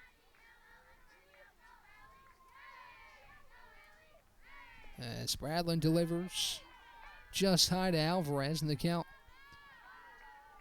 a ball and a strike. Speedy Jason on second with 2 away. As Bradlin responds after the leadoff walk by getting the next 2 outs. The 1-1 home to Alvarez is looped down the left field line. Is it fair? Yes, it is. Jason rounds third. She'll score. Alvarez diving into second. The throw right on the money from Brooks. And Saunders applies the tag. Nonetheless, Tusculum with a go-ahead RBI single as head coach Michael Graves displeased with that call down the left field line. We'll keep it right here for a moment as it was really tight. That ball was hugging the line, and it looked like it might have just hit it. It's hard to tell from that angle. Michael Graves was saying it was foul by a wide margin. Don't know that was foul by that much, as it's ruled a fair ball. Michael Graves still unhappy, but Tusculum takes a 1-0 lead. We head to the 6th as the Pioneers open the scoring on an RBI single from Ellie Alvarez. We'll be right back here on the Eagle Sports Network. Tri-Light is proud to support Carson-Newman Athletics. We salute the student athletes who are working hard to make great things happen on the field, in the classroom, and in the world. It takes vision, commitment, and teamwork, qualities we share at Tri-Light. Our mission is to provide life-changing opportunities by building a world-class fiber broadband network. If you'd like to learn more, please visit trilight.net or call us at 833-847-0824. We select our insurance companies the same way you do, very carefully. When you work with us, you can count on receiving fast, courteous, and professional service and quality protection through Auto Owners Insurance. For a no-problem approach for your life, home, car, and business insurance needs, ask us about the No Problem Company, Auto Owners Insurance. Call Bible Insurance Agency at 423-586-4320 or go by 1600 East Andrew Johnson Highway in Morristown, serving the Lakeway area's insurance needs since 1931. Sierra Rogers leads off the top of the 6th as Carson-Newman trails for the first time in these 2 games with Tusculum. On the first pitch home, Rogers squares him up and pulls back, and it's a ball and no strikes. So a single down the left field line off the bat of Ellie Alvarez that was right on the line. It was really close. Down the left field line, Michael Graves unpleased with the call. But nonetheless, it gets Tusculum on the board as it's a called strike from Spadis, and the count is 1-1. So Tusculum leads after an RBI single to open the scoring today in the bottom of the 5th. The Pioneers cash one in as Jimenez chats with Spadis in the circle with Rogers awaiting a 1-1. Base is empty, nobody out for Carson-Newman here in the top half of the 6th. The Eagles have only been able to muster 2 hits, and one of them came on the very first pitch of the game from Addie Saunders. Spadis prepares to deliver the 1-1. She dips, steals, and fires home to Rogers, who lays down a bunt right back to the circle. Spadis fields her throw to first, is just in time to covering Brooke Smith for the first out. A bang-bang play at first, but Rogers out by half a step, and there's one away in the 6th. Nice play by Spadis to field and throw to first. Did just get Rogers at first base as Brooklyn Lucero stands in from the right side with 1 down. First pitch home, Spadis to Lucero is high for ball 1. The count of ball in, no strikes. Abby Martin's on deck. Trinity Brooks is in the hole for the Eagle offense here in the 6th inning. So Lucero 1 for 1. She's hit by a pitch and had a single in the 4th as she takes upstairs, and it's 2 balls and no strikes. Now here comes Julie Hubner to chat with Spadis after 2 pitches missed to Lucero. While we have a second, let's check back in on Carson-Newman baseball. Mars Hill has extended its lead over Carson-Newman. It's 8-0 in the top of the 8th, as Mars Hill looks to force a rubber match in that 3-game set. 5-run 8th for the Mountain Lions. out hitting Carson-Newman 16-4 over at the Silver Diamond Baseball Complex. As the visit continues between Hubner and Spadis, she gives her defense a couple high fives and heads back to the Tusculum dugout. 2 balls and no strikes to Lucero with the bases empty and 1 down.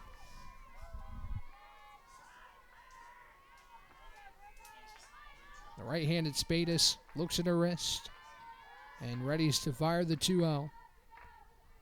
She dips and deals the 2-0 home to Lucero, who takes low ball 3. Hitters count for Brooklyn, representing the tying run at the plate. Here in a 1-0 contest in favor of the Tusculum Pioneers. There's a couple Carson-Newman basketball players coming to check out some Southland Conference Tournament softball action. As now we'll see Michael Graves trot down to have a conversation behind home plate. A change of some sort being made here in a 3-0 count. 3 balls, no strikes, bases empty, 1 down for Brooklyn. With the 8 and 9 hitters due up, Abby Martin and Trinity Brooks awaiting the 3-0. Lucero pops it up right side on a 3-0 count. Nichols gives chase, but it drops foul. And the count's 3-1. Lucero given the green light. And the 3 ball and no strike count as she fouls it off to the right side.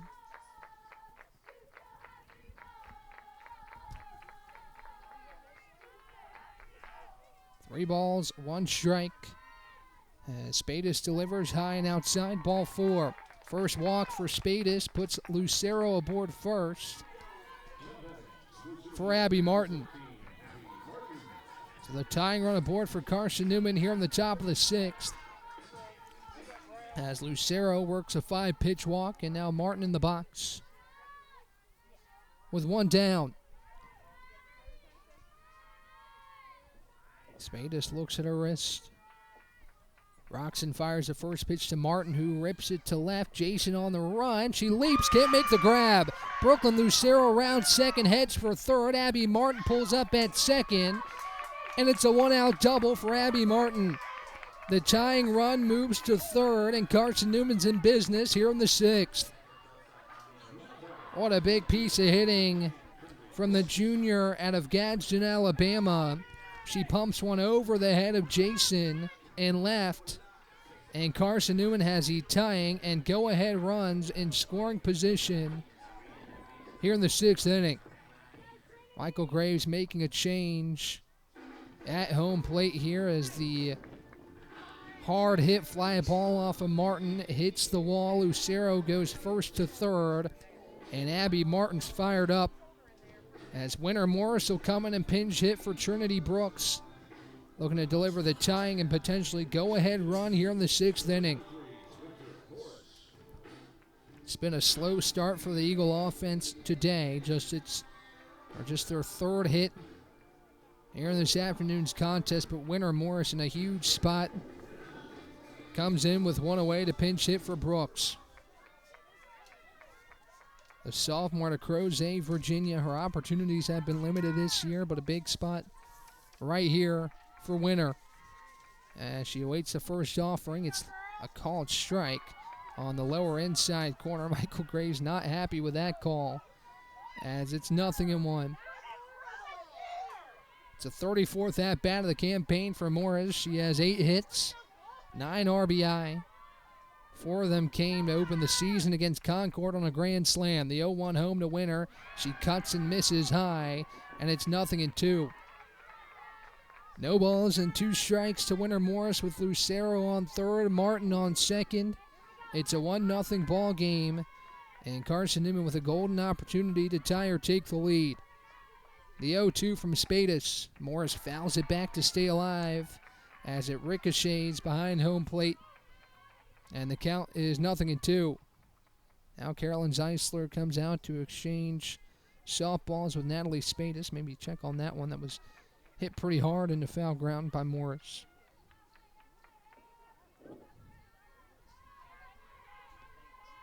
As the count remains 0-2.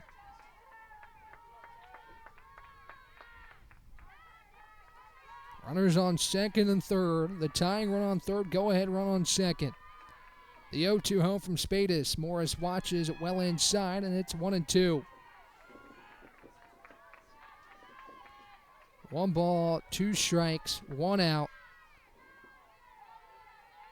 You can feel the tense nature in the air here in this tight ball game between two in-state foes. A 1-2 to Morris is dribbled right side. Smith fields at second. Her throw to first in time. Lucero and Martin stay put as the ball doesn't leave the infield, and it's a second out. So Morris retired in a pinch hit situation, and Spadis forces soft contact, and now there's 2 away for the top of the order and Addie Saunders. Jimenez and Spadis chat again. Those two have talked quite a bit in Spadis relief effort. As Jimenez heads back behind the dish, and Spadis prepares to face Addie Saunders. Runner still on second and third, but a big second out for the right-handed reliever Spadis. Now she faces the lefty Saunders with 2 down. First pitch home to Addie. She pops it high. Spadis charging it, laid out, couldn't make the play, and Lucero scores. Saunders reaches first, and we're tied at 1. An infield single for Addie Saunders that was maybe 6 feet in front of home plate.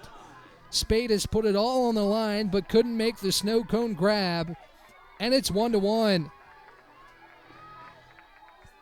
Just a high pop-up in front of the dish. Spadis full extension, and the ball falls to the turf as Lucero scores, and Martin moves to third. First pitch to Hayden Dye is high for ball 1, and it's a ball and no strikes. So Tusculum got its first run on a ball that hugged the left field line to make it 1-0, and now Carson-Newman, a wacky infield single for Addie Saunders, scores Brooklyn Lucero, and we're tied at 1 apiece. Next pitch home to Dye is high for ball 2, and it's 2 balls and no strikes. Eagles looking to take the lead with Martin standing on third and Saunders on first.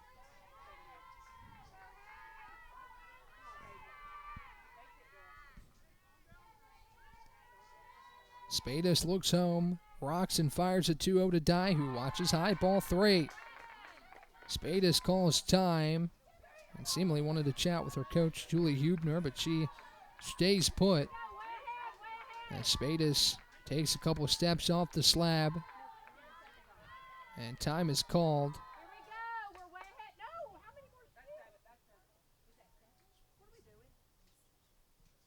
Spadis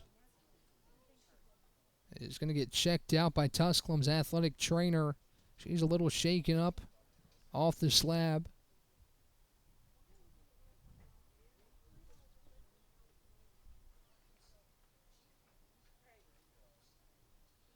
Spadis takes a seat and gets checked out by Tusculum's AT. And Julie Hubner now comes out of the Tusculum dugout to check on her pitcher. Eagles have first and third with Dye in the box. And Carson-Newman's found the equalizer. Here in the 6th inning, it's 1-1 as Spadis gets helped back to the Tusculum dugout. And likely to see a change here in the 6th inning. It'll be a new arm, actually. Ackerman re-entering. And she prepares to face off with Hayden Dye. Spadis limps back to the Tusculum dugout. As Ackerman gets warmed up, we'll keep her right here as Ackerman will throw a couple warm-up pitches after she started the game. Well, game summary. It's been a slow start for both offenses. The game was scoreless until the bottom of the 5th, where the Pioneers found the equalizer to make it, or found the opener to make it 1-0 before Carson-Newman has tied it up here in the 6th on a shallow pop-up right in front of the plate by Addie Saunders. Spadis couldn't get there. She laid out but couldn't make the grab, and Lucero was able to score from third to make it 1-1 as Julie Hubner re-enters her starting pitcher Ackerman, the lefty, So far today, 3 1/3. She exited in the 4th and gave Spadis the ball. She allowed 2 hits, no earned runs. She walked 4, struck out 3. And now she'll face Hayden Dye in a 3-0 count with the go-ahead run standing on third.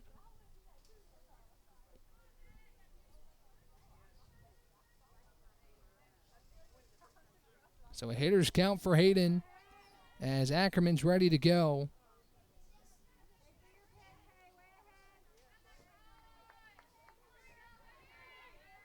Saunders on first, Martin on third, the tying run, or the go-ahead run, on third base for Carson-Newman. And a 3-0 count for Hayden Dye. Ackerman rocks and fires, home to Dye. It's a called strike on the inner half, and it's 3-1. 3 balls, 1 strike, and 2 outs for the Carson-Newman offense. Looking to take its first lead today. The 3-1 from Ackerman. Dye tips it in the glove of Jimenez. Strike 2. Full count to Hayden Dye. With runners on the corners, Ackerman looking to work back into the count after entering for Spadis in a 3-0 count. The 3-2 home to Dye. Upstairs, ball 4. Dye takes her base. She loads the bases for Macaulay Bailey. Runners on every bag. Dye on first. Saunders advances to second. Martin stays put at third. And the bases are loaded for Bailey with 2 down.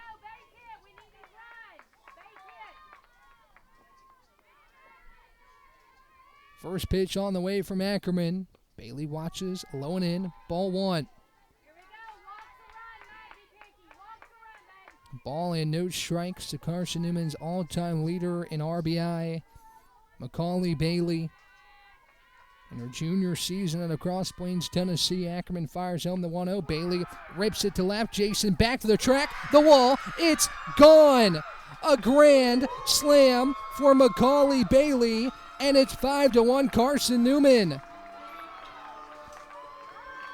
Bailey's 18th of the season is a massive shot to make it 5-1 Eagles. Carson-Newman with a 5 spot in the 6th to take a 4-run lead as Bailey laces one over the left field wall, and the Eagles are out in front.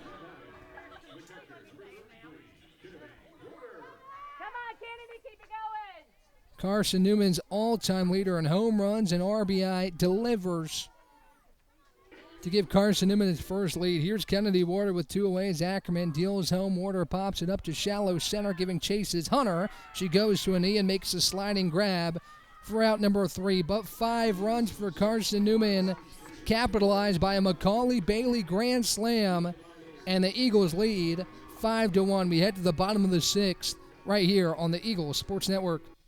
How do you know you're in a community, not just a town? Well, strangers smile as they walk by. They refill your coffee without you asking. And when you ask directions, people offer to walk you there. Communities give more. The way you know when you walk into First Bank that you are in a real community bank. Great products, direct access to your local bankers, and relationships that can last a lifetime. Don't just have an account. Have a community with First Bank. Member FDIC. At InterDigital, we strive to be a leading provider of cutting-edge digital and marketing solutions. At InterDigital, we want to help our clients find success. Our team of technology gurus work together to ensure InterDigital continues to progress forward as technology advances. At InterDigital, we make technology work for you. Visit interdigital.com for IT support, web development, virtual tours, graphic design, internet marketing, mobile app, and film production services. InterDigital, laser focused on your success.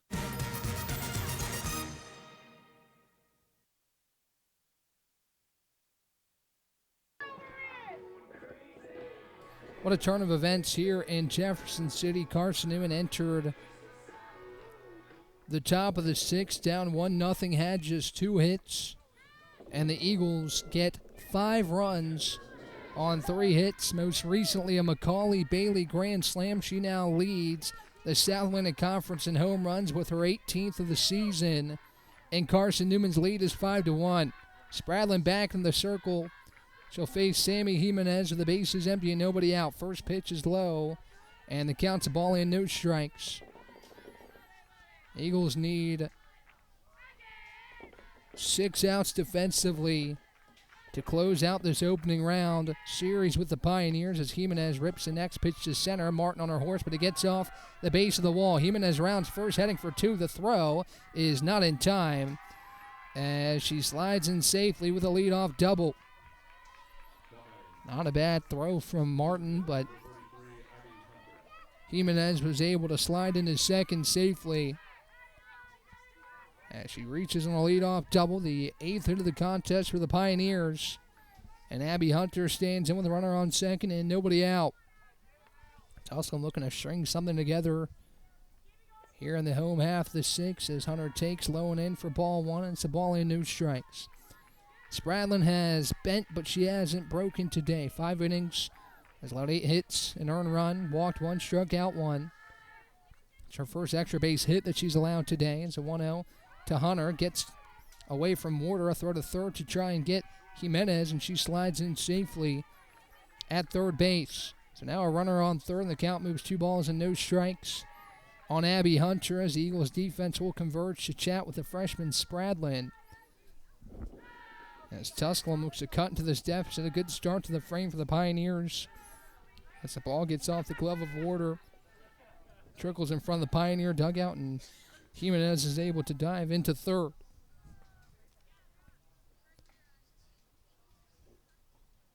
Eagles defense finishes the chat, and Spradlin prepares to deal a 2-0 to Abby Hunter.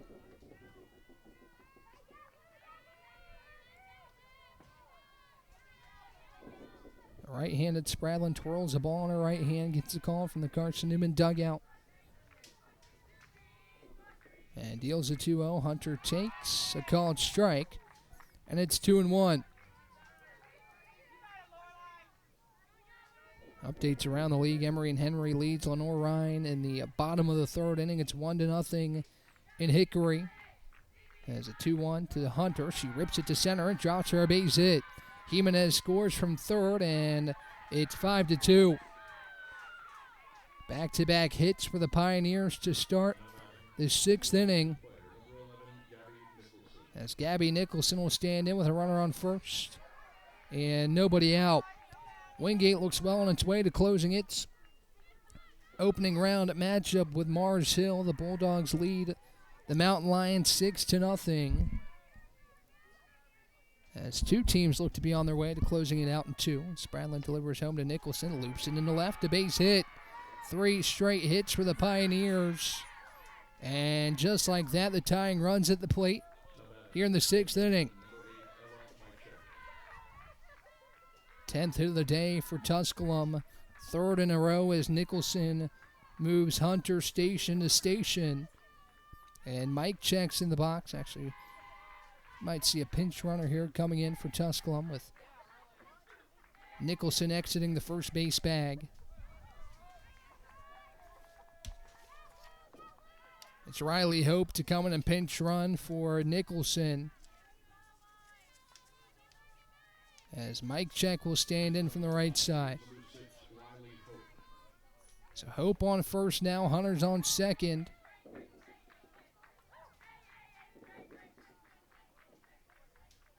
As now Michael Graves will come out to chat with Spradlin with Hope on first and Hunter on second base. First time we've seen Michael Graves come out to chat with his freshman arm.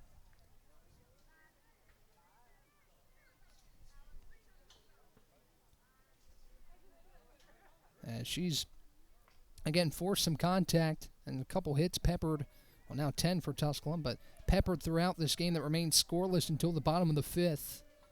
She's really done her job well. The freshman out of Blacksburg, Virginia, asked to come in and try and close out this series in 2 games, and she's, up to this point, done that job fairly well. The only run she gave up was on a ball that was hit right down the left field line, and Carson-Newman since then has taken the lead with 5 in the 6th as the conversation concludes. And Mike Check stands in representing the tying run at the plate. First pitch home from Spradlin to Mike Check is a called strike, and it's 0-1. No balls and 1 strike with Hope on first, Hunter on second, and nobody out. Spradlin dips and deals the 0-1. Mike Check grounds it up the middle, a base hit. Hunter rounds third. She'll pull up right there as Martin is quick to get it in. But now the bases are loaded with nobody out. And a pinch hitter coming in for Tusculum. It's Addison Hoffner, as Tusculum gets its 4th consecutive knock to start the 6th inning to load the bases. Ball that got just underneath the glove of Spradlin trickled into center. Good job by Martin to come up fielding and hold Hunter at third. As now Warder and the rest of the Eagle defense entering the circle to chat with Spradlin. That might be it for Lorelei. She goes 5 innings, allows 11 hits, 2 earned runs. She walked 1, struck out 1, and she's responsible for the bases loaded jam here with nobody out. We'll see who the Eagles go to in the circle next, as it's the bottom of the 6th, 5-2 Carson-Newman, but nobody out and the bases loaded for Tusculum. We'll be right back here on the Eagle Sports Network. Don't know what to wear on game day? Head over to shopseeandeagles.com for all of your Carson-Newman athletics gear. You can find clothing from Adidas, Columbia, Nike, and Under Armour to cover you from head to toe. ShopSeeingEagles.com also has duffel bags, backpacks, jewelry, pet supplies, and gifts. Don't waste any more time. Prove you are the ultimate Carson-Newman fan with the official gear of the Eagles at ShopSeeingEagles.com. Visit today. Dorm food got you down? Need a home-cooked meal? Then Lisa's Country Kitchen is for you. Lisa's Country Kitchen has been feeding Carson-Newman students for 15 years. Lisa's has a family-friendly atmosphere all day long, from the morning with her $2.99 breakfast specials to dinner with Lisa's fresh, never-frozen steaks. Carson-Newman students get a 10% discount with their student ID. Lisa's Country Kitchen on Route 92 off Old Andrew Johnson Highway. The best food for the best prices.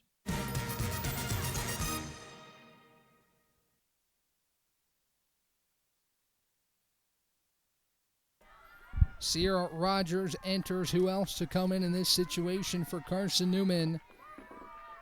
The righty, who's had a career year both in the circle and in the box. She enters here in a bases-loaded jam with Mike Check on first, Nicholson on second, and Hunter on third. The Pioneers with 4 straight hits to cut the deficit to 3 and now have the tying run aboard. First pitch to Hoffner. She skies it high to shallow left. Charging in as Brooks lays out and makes the catch for the first out. What a grab by Trinity Brooks on the run. As all runners stay put, she gets a hug from Abby Martin, heading back to her spot in left, and it's the first out of the 6th. A sinking fly ball at the bat of Hoffner. Brooks nabs it on a full extension, and there's one away for Kaylin Conrad. Bases remain loaded for Tusculum as Rogers rocks and fires the first pitch to Conrad, who takes low and in for ball 1. It's a ball in, no strikes. We'll talk about Lorelei Spradlin's final line at the conclusion of this frame as Carson-Newman clinging on to a 3-run lead with the go-ahead run at the plate, the tying run aboard, and Mike Check at first. As Rogers rocks and deals the 1-0. Conrad a check swing. She went around on a called strike. And it's a ball and a strike. Rogers coming into this relief outing, 112 2/3 innings of work. 14-5 record, a 4.16 ERA, all career best for Sierra. As she delivers a 1-1 home, Conrad fouls in the glove of Warder for strike 2. 1 ball, 2 strikes. 1 away for Rogers and the Eagle defense with the bases loaded here in the bottom of the 6th. The Eagles had the bases loaded in the top half, and Macaulay Bailey made the most out of it with a grand slam to give the Eagles at the time a 5-1 lead. As a 1-2 home to Conrad, she skies it high right side, playable for the infield. It's Saunders to make the grab for out number 2. 2 down now. The bases remain loaded. Nobody moves as Mike Check, Nicholson, and Hunter all stay put. As we head back to the top of the order for Danielle Jason. Rogers looking to strand the bases juiced and keep this lead intact for Carson-Newman. As she leans, fires the first pitch to Jason, who watches a called strike on the outer edge, and it's 0-1.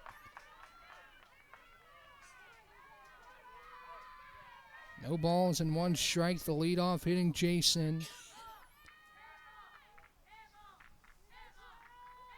After Rogers deals with the last 2 Pioneers to get the first 2 outs of the frame. The 0-1 to Jason. She slaps it foul, and it's 0-2. No balls, 2 strikes, 2 outs, bases loaded for Tusculum here in a 5-2 ball game. 3-run advantage for Carson-Newman. Rogers looking to keep it right there. She comes in a very difficult spot as the senior looks to send this to the 7th with a 3-run Carson-Newman lead. Jason steps out, calls time.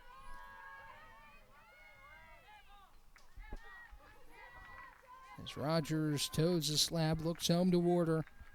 The 0-2 pitch home is high and outside for ball 1. It's a ball and 2 strikes.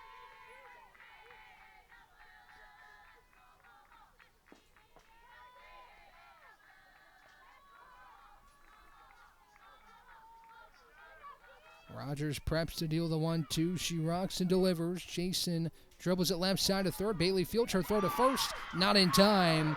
And Hunter scores from third. It's 5-3. Jason legs out another infield single on a bang-bang play at first. And Tusculum's within 2. 5-3 the score as the tying run moves into scoring position. Really tight play at first as Jason reaches and Hunter scores. Now it's Brooke Smith. 2 top hitters in the South Atlantic Conference in the top of the order for Tusculum. Smith is one of them, hitting .460 as she swings and misses at the first offering from Rogers. It's 0-1. So Hope stands on third. She can make it a 1-run game. Mike Check, if she were to come in to score, would tie it at 5. As the bases stay loaded, Jason's a go-ahead run at first. Rogers dips, fires the 0-1 to Smith, who fouls it back, and another 0-2 count for Sierra Rogers to the 2-hole hitting Brooke Smith.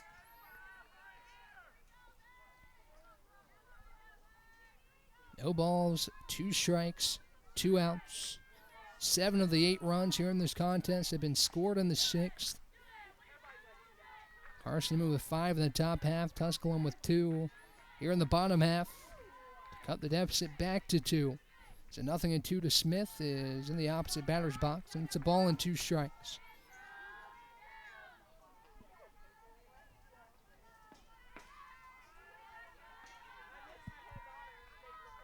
Long look to the Eagle dugout by Rogers on a big offering on the way to Brooke Smith.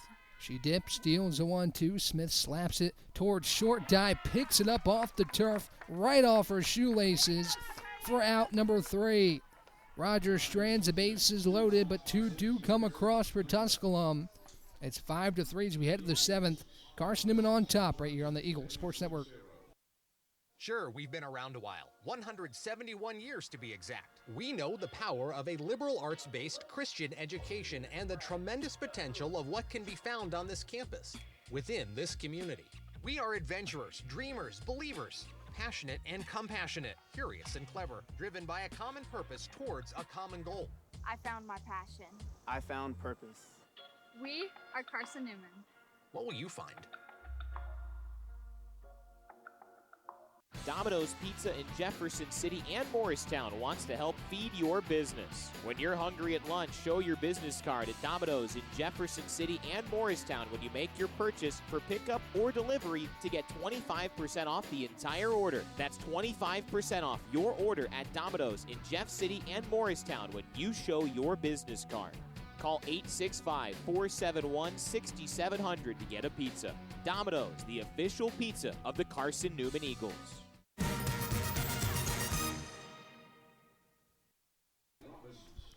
Robbins, Rogers, and Lucero due up 5, 6, and 7 for Carson-Newman, looking to pad this lead a little bit in the top of the 7th right here on the Eagle Sports Network against Megan Ackerman, who deals a first pitch low and inside to Robbins.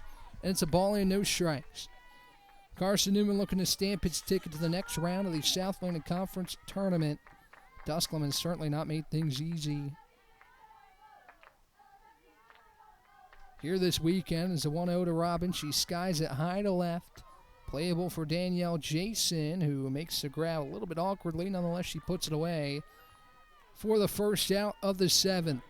Tusculum had the tying run and go-ahead run aboard with the bases loaded and nobody out.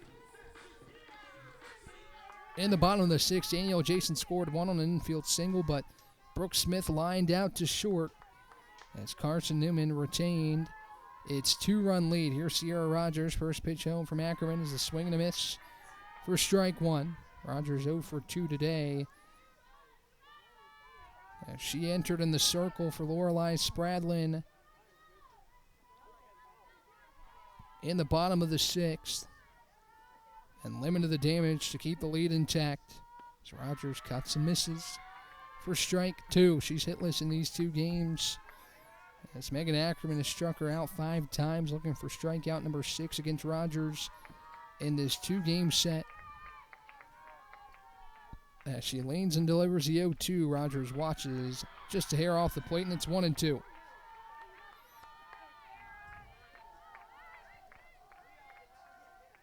Right-handed hitting Rogers stands back in, awaits a 1-2 for Megan Ackerman,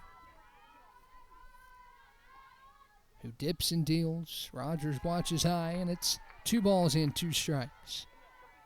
Bases empty, 1 away for Rogers with Brooklyn Lucero standing on deck, who's 1 for 1 in this ball game. As Ackerman fires a 2-2 home, Rogers pops it foul behind the dish, not playable for Jimenez as it goes out of play. And the count remains 2-2.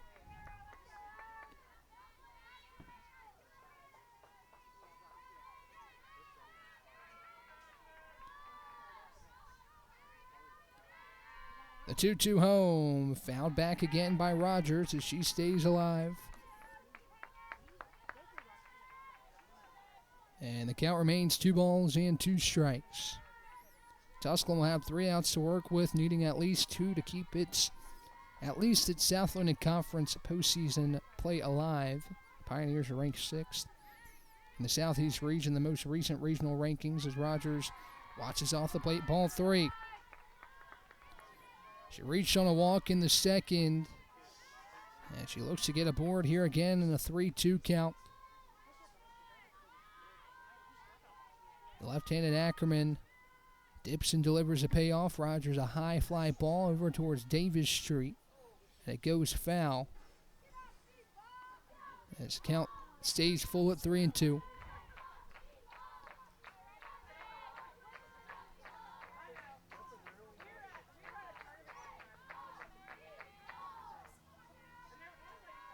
The next 3-2 on the way from Ackerman. Rogers clubs it to center as Abby Hunter takes a couple steps in and makes the play for the 2nd out. 2 flyouts for the Eagles to start the 7th. As Lucero stands in with the bases empty and 2 down.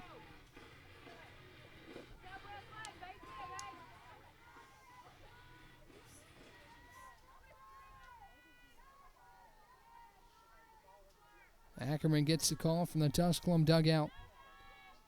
Roxon delivers the first pitch home to Brooklyn, who rips it down the right field line, and it stays fair as the ball gets away from the right fielder Conrad. Lucero heads to second and dives in safely for a 2-out double.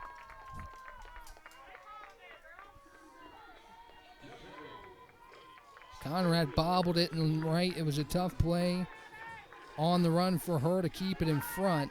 As Lucero takes it the opposite way, Conrad couldn't handle it cleanly in foul ground as Lucero headed for second. Good awareness base running wise by Brooklyn. As Abby Martin, who doubled earlier in this game, stands in with 2 down. First pitch home to Abby is low for ball 1. Abby kind of got the rally started in the 6th for Carson-Newman as she doubled to put Brooklyn Lucero first to third, made it second and third for the Eagles. Eventually loaded the bases, and Addie Saunders infield single tied it before Bailey's grand slam as Martin pops the next pitch foul behind the plate. And the count's a ball and a strike. 2 outs and a runner in scoring position, a change for the Eagles to pad this lead.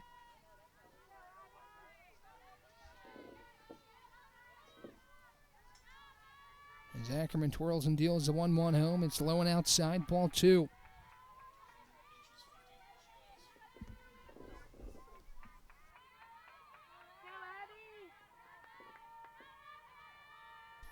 That was pitch number 100 for Megan Ackerman. She's dealt 54 strikes. She works in a 2-1 count with Martin. The 2-1 pitch home is high, ball 3. 3 balls and 1 strike to Abby Martin with 2 outs here in the top of the 7th inning for Carson-Newman's offense. As a left-handed Ackerman peeks and gets the call from her wrist. Leans and fires a 3-1 home. Martin watches on the inside corner for a called strike 2, and the count moves full. 3 balls, 2 strikes, and 2 outs with an insurance run on second for the Eagles.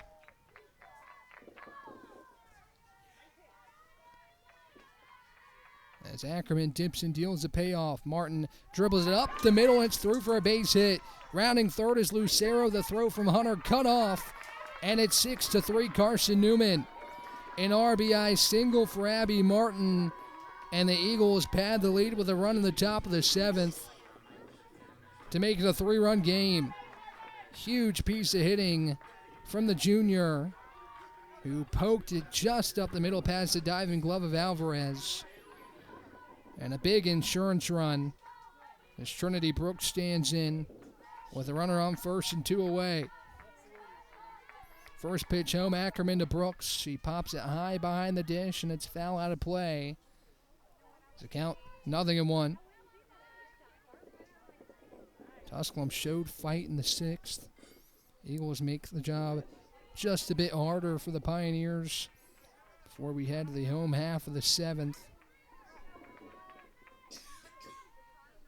As the left-handed Ackerman twirls and deals the 0-1. Brooks a high pop-up that stays in the infield. Smith is there as it actually goes into the shallow center field. Smith nonetheless puts it away for the 3rd out, but Carson-Newman gets one on the Abby Martin RBI single, and the Eagles need 3 outs to close this thing out in 2 games. We'll be right back, see if the Eagles can get it done on the other side here on the Eagles Sports Network. There's something about a small community that unites us, whether it's cheering on our favorite team or the way we come together in a crisis. Small communities are made up of people with big hearts. We're dedicated to hard work and innovation through sunny days and stormy nights. AEC is always here, powering the people and the places that make our community a spectacular place to call home. AEC, power what matters most. Insurance, it's about people, not things. It's about security. It's about confidence. It's about relationships. It's about trust. It's about you. As a local independent agent, Bible Insurance Agency can design an insurance program that's just right for you and your family. Give the people you love safe, sound, secure protection from Auto Owners Insurance. Call Bible Insurance Agency 423-586-4320 or go by 1600 East Andrew Johnson Highway in Morristown.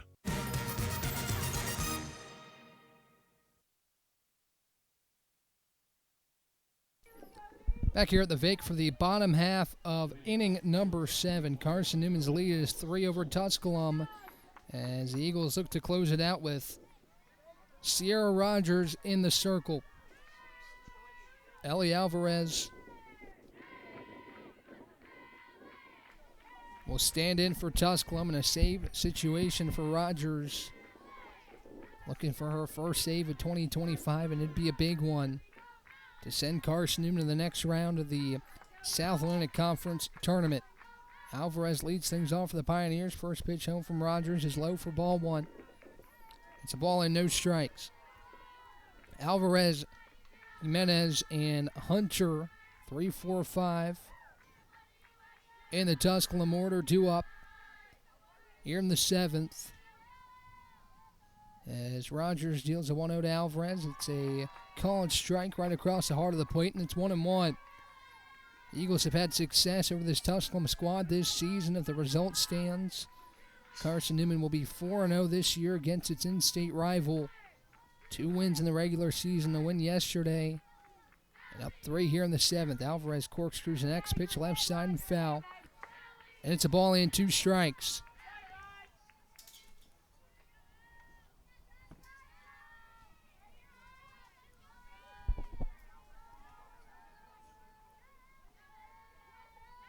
One ball, 2 strikes, no one out, and the base is empty for Alvarez.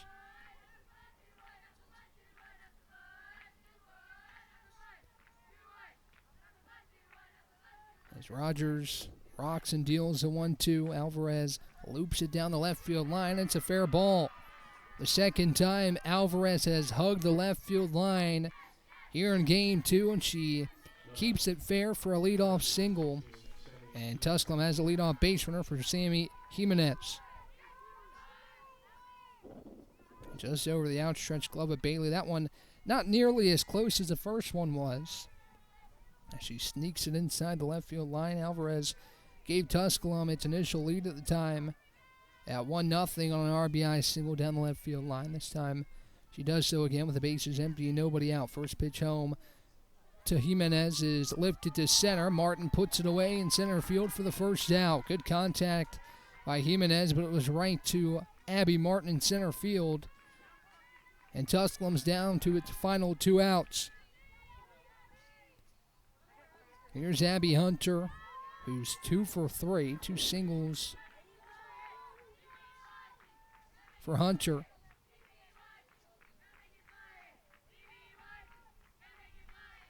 As Rogers dips and delivers, Hunter takes low and outside. That's a ball and no strikes. Hunter's last at bat in the 6th. It was an RBI single to center to score 1 and make it 5-2. Then she came in to score to make it 5-3. Carson-Newman since added 1 to get us to the 6-3 tally in the 7th. The 1-0 to Hunter is on the inside corner for a called strike, and it's 1-1.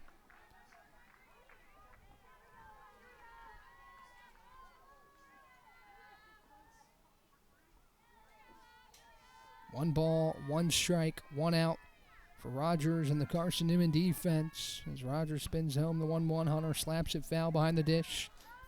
And it's a ball and 2 strikes.